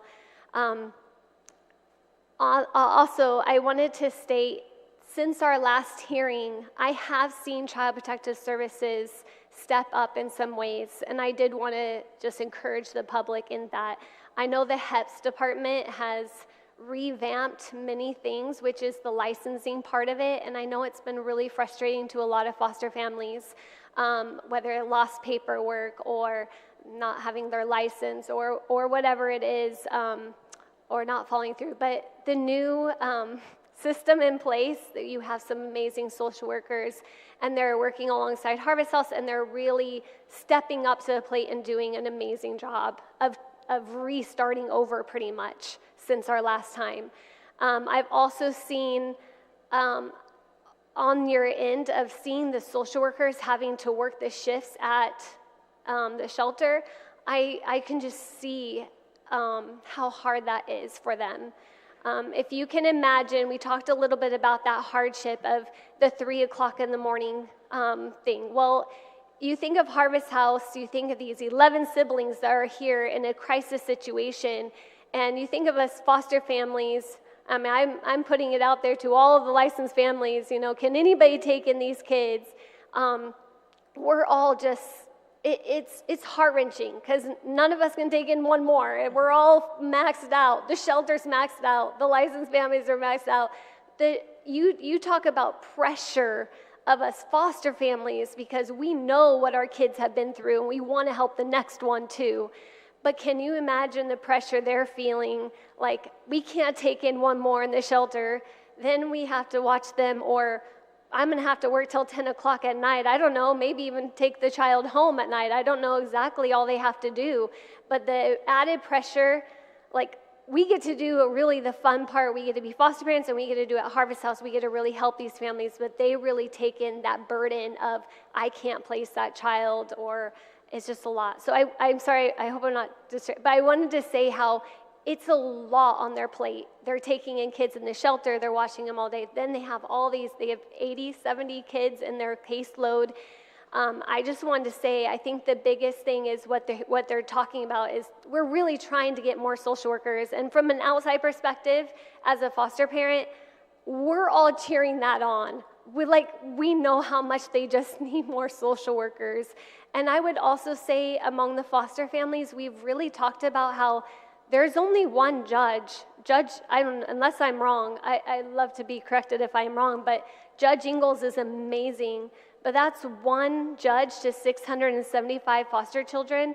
So talking about court orders or talking about progress in a case, I have a hard time seeing a child going back to biological home when you're only being seen in court once every 6 weeks, maybe. So it's not, there's little things, other things that need to be corrected or improved on. We're all doing it. There's a lot of things Harvest House needs to do to improve on to help these foster families, but I would like you to know that there has been steps of improvement. I'm glad to hear that, and I have no problem with the good side of what's happening, but I'm critical of the government side. And I get to do that because we fund the government side, and the public has an expectation of performance, and I'm trying all the time doesn't help. I've never gotten away with that. I don't get to go back to my boss and say, I'm still trying. 3 years later, I'm still trying. 4 years, at some point, it's either this is what I can deliver or what I can't. And I just want to make sure that when we're making presentations, they're truthful and factual. If we're saying we are visiting all these children on a regular basis, whatever that case may be, that we are following up on a regular basis, that we are checking and interacting with these children as well, not just the foster parent, but the child as well, then great. But when I hear otherwise, then that concerns me. And also the situation, because this has been going on a while with what's been happening at the house up in Barragata Heights. So if we know that there's already this tremendous burden that's on an existing network of your employees, what are you doing to alleviate that? That's management's job. Management is supposed to have the vision and the leadership to figure out what to do to address the needs to the best ability you can. Nothing in life is 100%. We all know that. But, you know, after a period of time, there's an expectation that if that's a problem, what are you doing to fix it? I've had too many directors come here and tell us what their problems are, and the only solution they seem to have for us is to give them more money, rather than managing their resources more effectively or prioritizing, or you don't do other things, so you prioritize other critical needs. And for me, I don't see this as a priority. If it was, those checks would be cut on a regular, consistent basis to ensure the funds are there. So then that's not an excuse why these children are not being taken care of. That is a function of the government. We should have an expectation they can do that. Because I'll tell you, they can produce checks for other things. If certain people in certain places in this government want things done, they get done. I know, I've been at this a long time. I see it. And I see other critical things put at the back burner. I see money being spent on non-critical things, and then when they run out in the other area, they use that as an excuse. And yet they've expended resources that people don't see as a priority. That's administration. That's how you manage department and agencies. And I just think this needs to be a bigger priority other than the division coming here and telling us, yes, we're burdened. We don't have enough. We know that. We see it. The numbers just don't add up. What is management doing to address it? And I don't think that's an unreasonable expectation, because I'll tell you, if that was our child, if that was your child that went through this system, and because we failed to follow through on our end, that child got harmed, if we did it ourselves, I think we'd feel guilty. But unfortunately, there are unscrupulous people out there that we have to watch out for, and they present one thing and they do another. And I'm just concerned about that, because when it happens and they're in our custody, who's responsible? I just want to see a little more fire in the management side, because I haven't seen it, and I'm concerned about the fact that public health, not just in this program, but in other programs with the existing circumstance of being divided all over the place, by the employees themselves coming here and saying they're not producing. They can't produce in the environment they've been given. And is public health costing us less money? No. It's not costing the taxpayers less. So that's my point. And I just think in reality, if we don't address that 5 months, 6 months, 3 years from now, we're going to be having the same conversation. Because these are things that are fixable.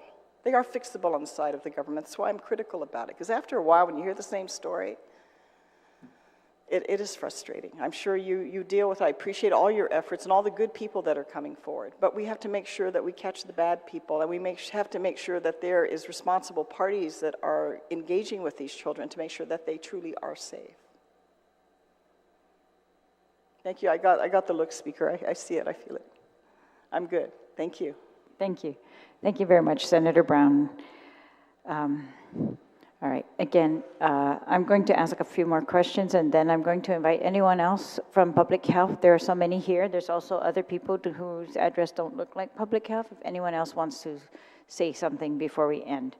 But before that, just real quick questions. So in part of your outreach efforts for foster family recruitment, you have a list of them here, Mayor's Council, Village Chats, other things, but talk to me about these ones. Run foster family recruitment ads on programming channels, movie theater ads, and memorandum of understanding with Guam Economic Development Agency for a media outreach campaign. How are these funded? These sound like are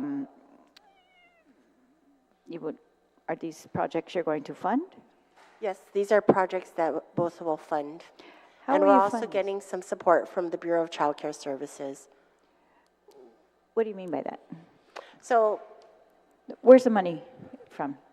Well, we're trying to identify money within both so that we can do some more advertising.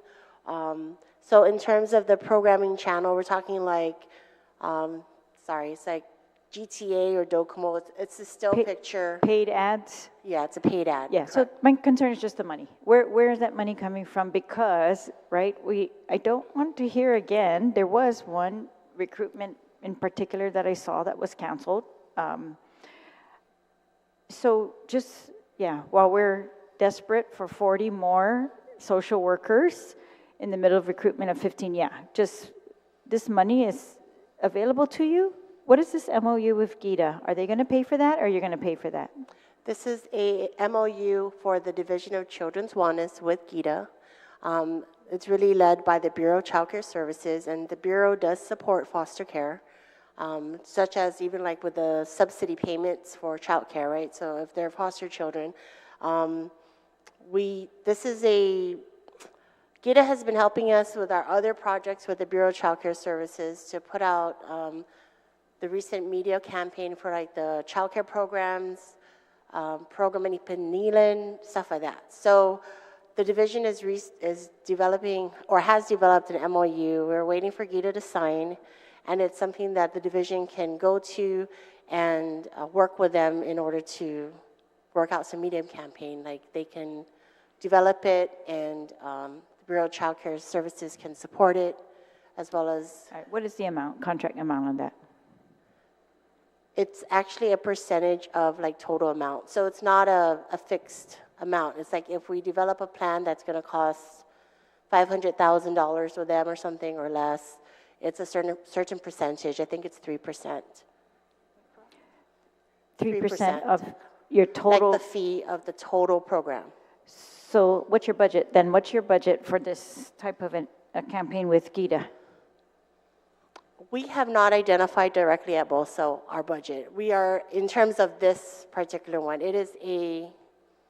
are in the process of getting it done. It's led by the division. Because GITA is not, media is not part of their thing. They hire companies to do that. You guys don't hire directly. You want to go through them to do that? I guess we'll talk about that later. Okay, I want to, that's fine. but yeah, if you could send me whatever documentation you have. You must have a budget if they're willing to work with you. Right. Yeah, and I just want to make sure, get ahead of that, if that's, yeah, that seems unusual to me. But, all right, my other questions are, do you keep statistics on, I guess, that you've been able to provide statistics today, how many children, how long they've been placed different places? Do you keep statistics on the foster parents, the children that have gone through that type of thing?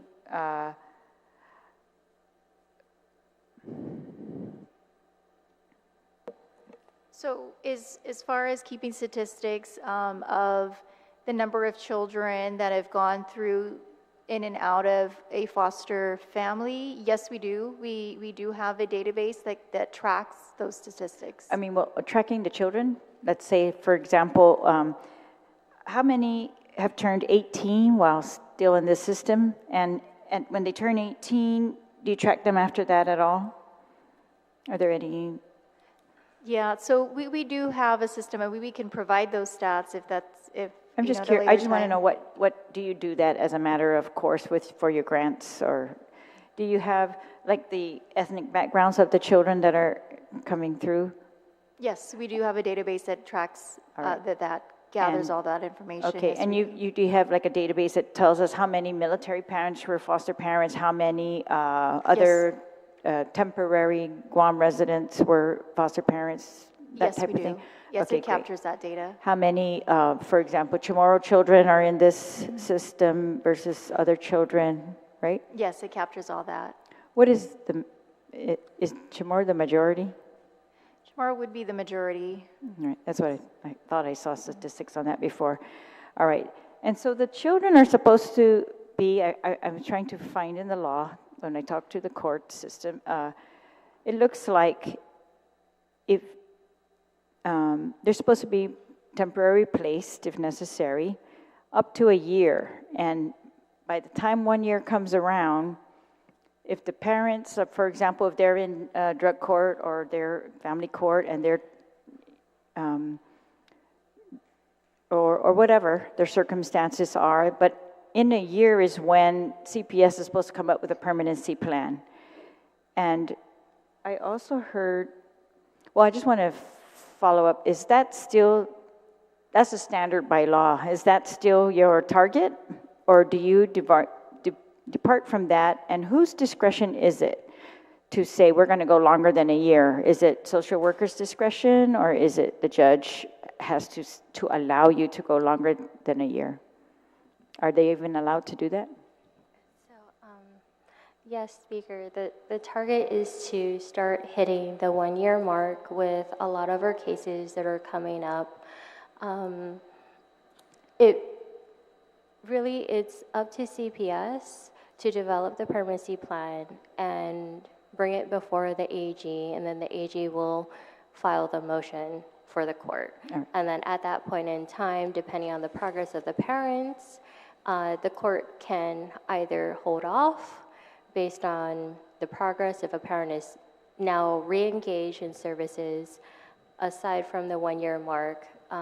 It really depends on where the case is at, what the progress of the parent is. Sometimes we can have a parent non-engaged for 6 months or a year. We're already looking at permanency, and then all of a sudden a parent shows up, is committed to do the services, and move forward towards reunification. Okay, so, some of the issues that we decide, they're all circular, they're all involved. So the good and what we can improve upon all go together. And so thank you for all the improvements, but I want to know, is CPS currently able to meet this deadline of producing permanency plans for the children who are come upon a year? Because my understanding is this mandate to cover the shelter, to work on those duties, is taking away time to do that type of thing. So with the social workers in case management, because there is a lot of cases, a lot of legwork in regards to getting what's needed to be done for each case, a lot of our social workers are taking time on a weekend to start working on a permanency plan. So one of our goals was to try and target at least getting a social worker to complete one permanency plan within a month.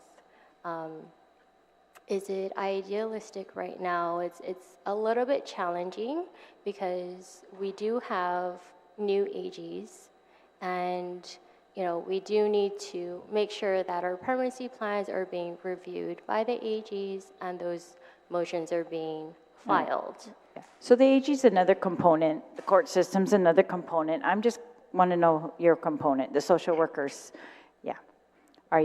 So you're saying they have to work on the weekends to prepare these permanency plans, and they're all, your goal is for one a month, but they've testified they've had about 80 cases each. What was that number? Right? About 75 Okay, children. 75. Yes. Yeah. So that's my concern, Director, is, the more burden you put on these social workers, the less they're able to concentrate on those things that only they can do. Only they can do. The court can't do it without them. The AG cannot do it without them. And only they really can come up with options. What are some of the options that you come up with for permanency plans? What are our permanency plans on Guam?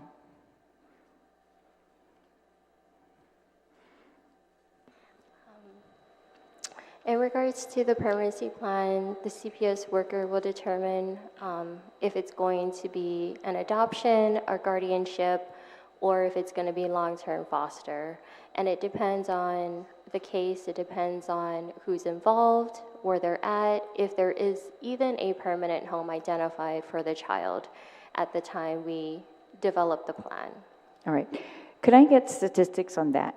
Like what you've proposed in permanency plans, what options they've gone for? Like, for example, you might be able to tell us then how many we actually have in long-term foster. That's the plan, right?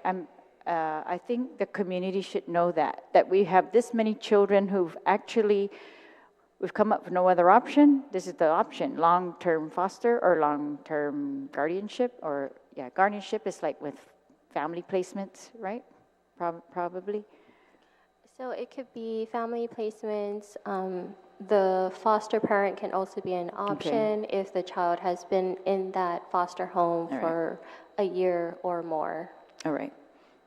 And then, the statistics on how many turn into adoptions. And the time periods. So we want to know this. I think your director should see all that. Like, how long is it taking to get these permanency plans through? Now, I was told recently that the other issue is the AG currently bringing these PINS petition, not the permanency plans, but the PINS petitions like they used to on a regular basis? So I think what's happening is the PINS petitions are being filed, but it's CPS receiving the PINS petition timely so that we know that the petitions are filed. Okay, and you can work on that? Yes. Between the two agencies? And then what about then when you do prepare your, well, all right, so that's your part, the permanency plans. Do you have a special list of things to do when the child is about to turn 18, like in their last year, 17? Do you help them to get government of Guam IDs and do all those things if the foster parents or there is no foster parent, or so that this child is able to continue to live, like housing, everything? I mean, what are the prospects for children who turn 17, 18 in the system? So, in regards to our children aging out of the system, a lot of the social workers are trying to make sure that the children are at least getting a valid Guam ID. The driver's license is a little bit more tricky, especially if they're in our physical custody over at Igama Asi, because we now have to figure out a vehicle, do the driving hours, but that's one of the things that we would have to work out and figure out how we can still support these children aging out of the foster home. We do have a lot of children that are even, they're extending the jurisdiction to address a lot of their educational needs. All right. Yes. Hi, good afternoon, Speaker. My name is Jolyn Bora. I'm the Social Service Supervisor for the Family Preservation Unit and the shelter. I just want to speak on that, your question, that I'm currently working with DYA on a working MOU in partnership with the Division of Children's Wellness for DYA to assist us in a transitional program. And this will encompass also the kids that are currently in DYA. And so it looks like what we're trying to advocate for them to do is, you know how they have the summer youth program where the governor pays a certain, like a stipend.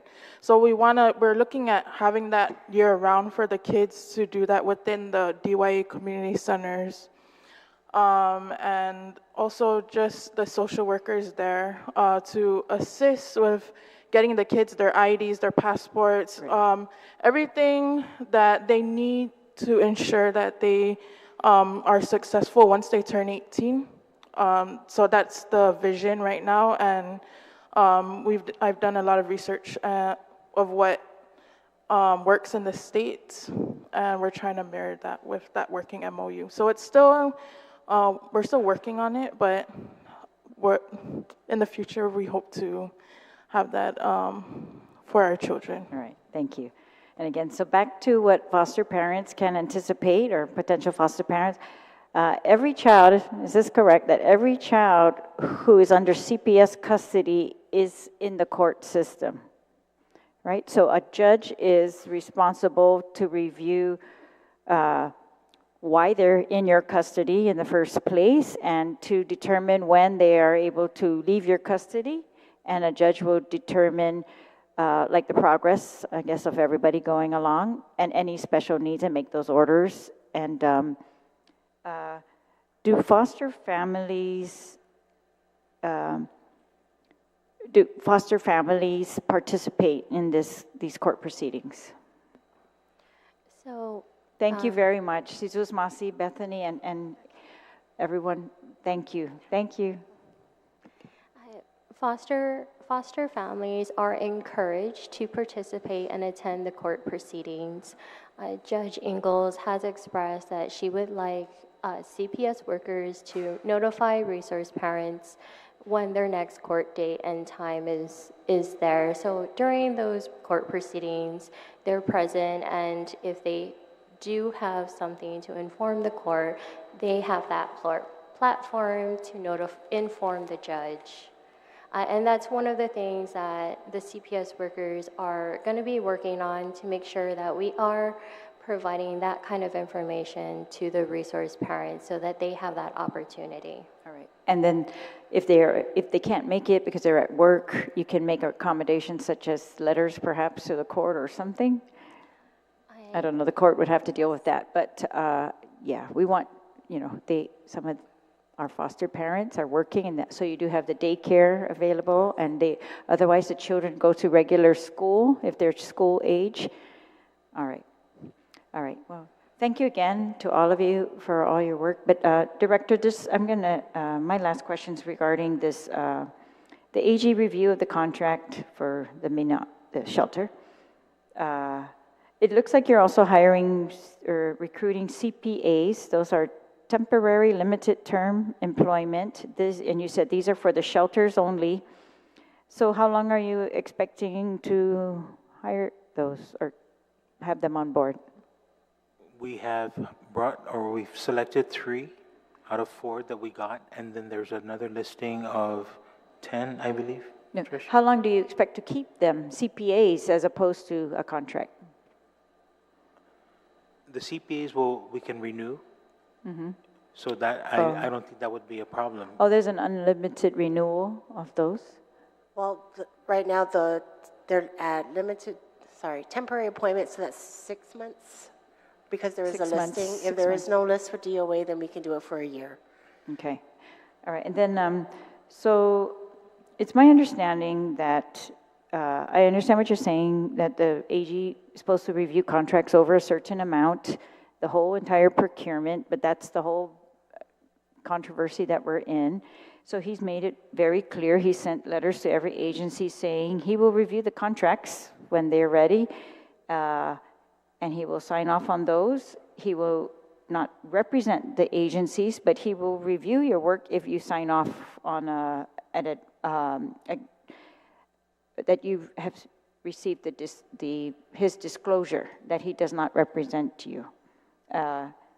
So this review of the RFP is not a contract yet. It's just an RFP.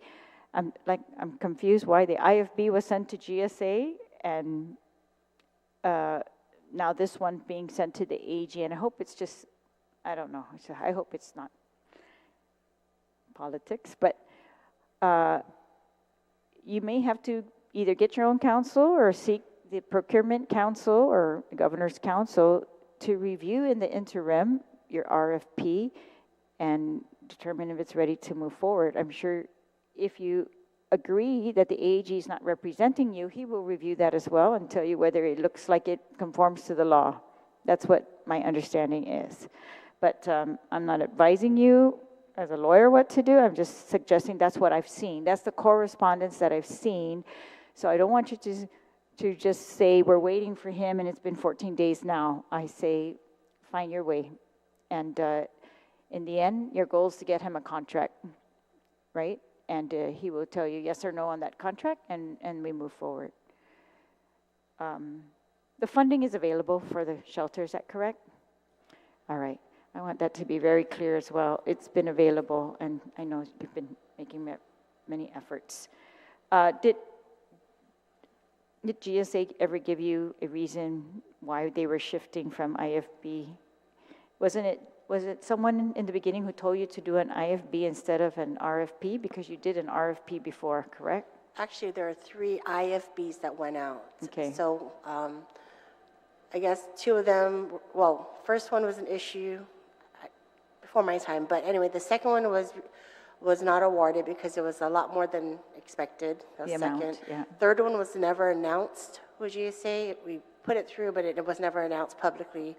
So when we were going to do it again, we were told it was returned for this year, And we did meet with the DOA acting chief procurement officer, and she gave us the guidance that it should be an RFP.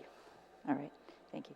So for everyone listening, I know we're trying to focus on potential foster parents, but we also have had highlighted just a couple glitches in the system and some very important ones that still need to be addressed. So that's not exactly what this hearing was for, but I want to just show everyone that we're being transparent and we know that we have issues that we need to address, and CPS has to continue to work on that. The department heads have to continue to work on this, I think. The court system, the AGs, us, everyone, right? Whatever we can do better, we should.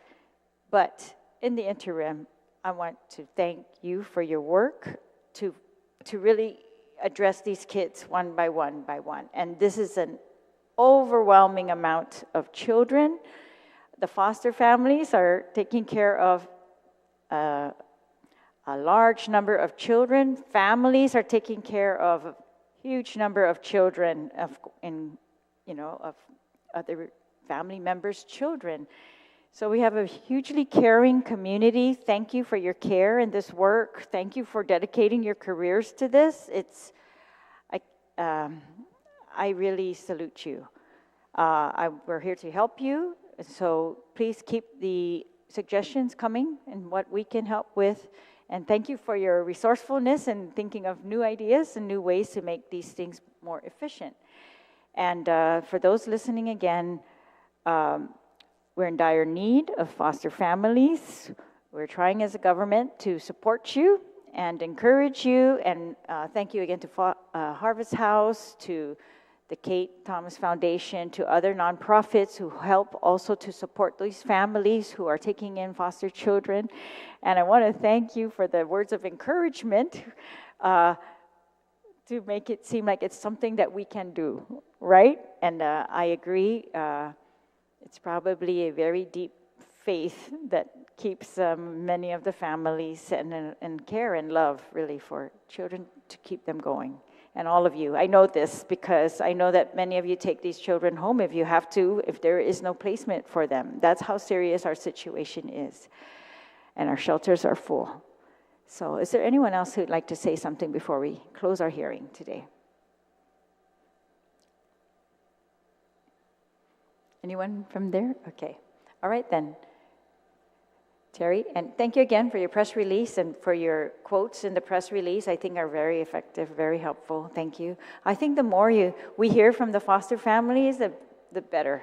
It's encouraging, and it makes us feel less intimidating, right? Your application is very intimidating, but I wanted to announce that that's also on the website, on Public Health, and also Harvest House website. The application, if anyone wants to look at it, the requirements are also there, so you can review. There's also pamphlets there that can help you get a summary of all the resources available to you. And thank you again. So with that, if there's nothing else, all right. If there's nothing else, then we'll conclude this hearing. It is 4:50 p.m. Situas Masi todos for your time and all your work. Thank you.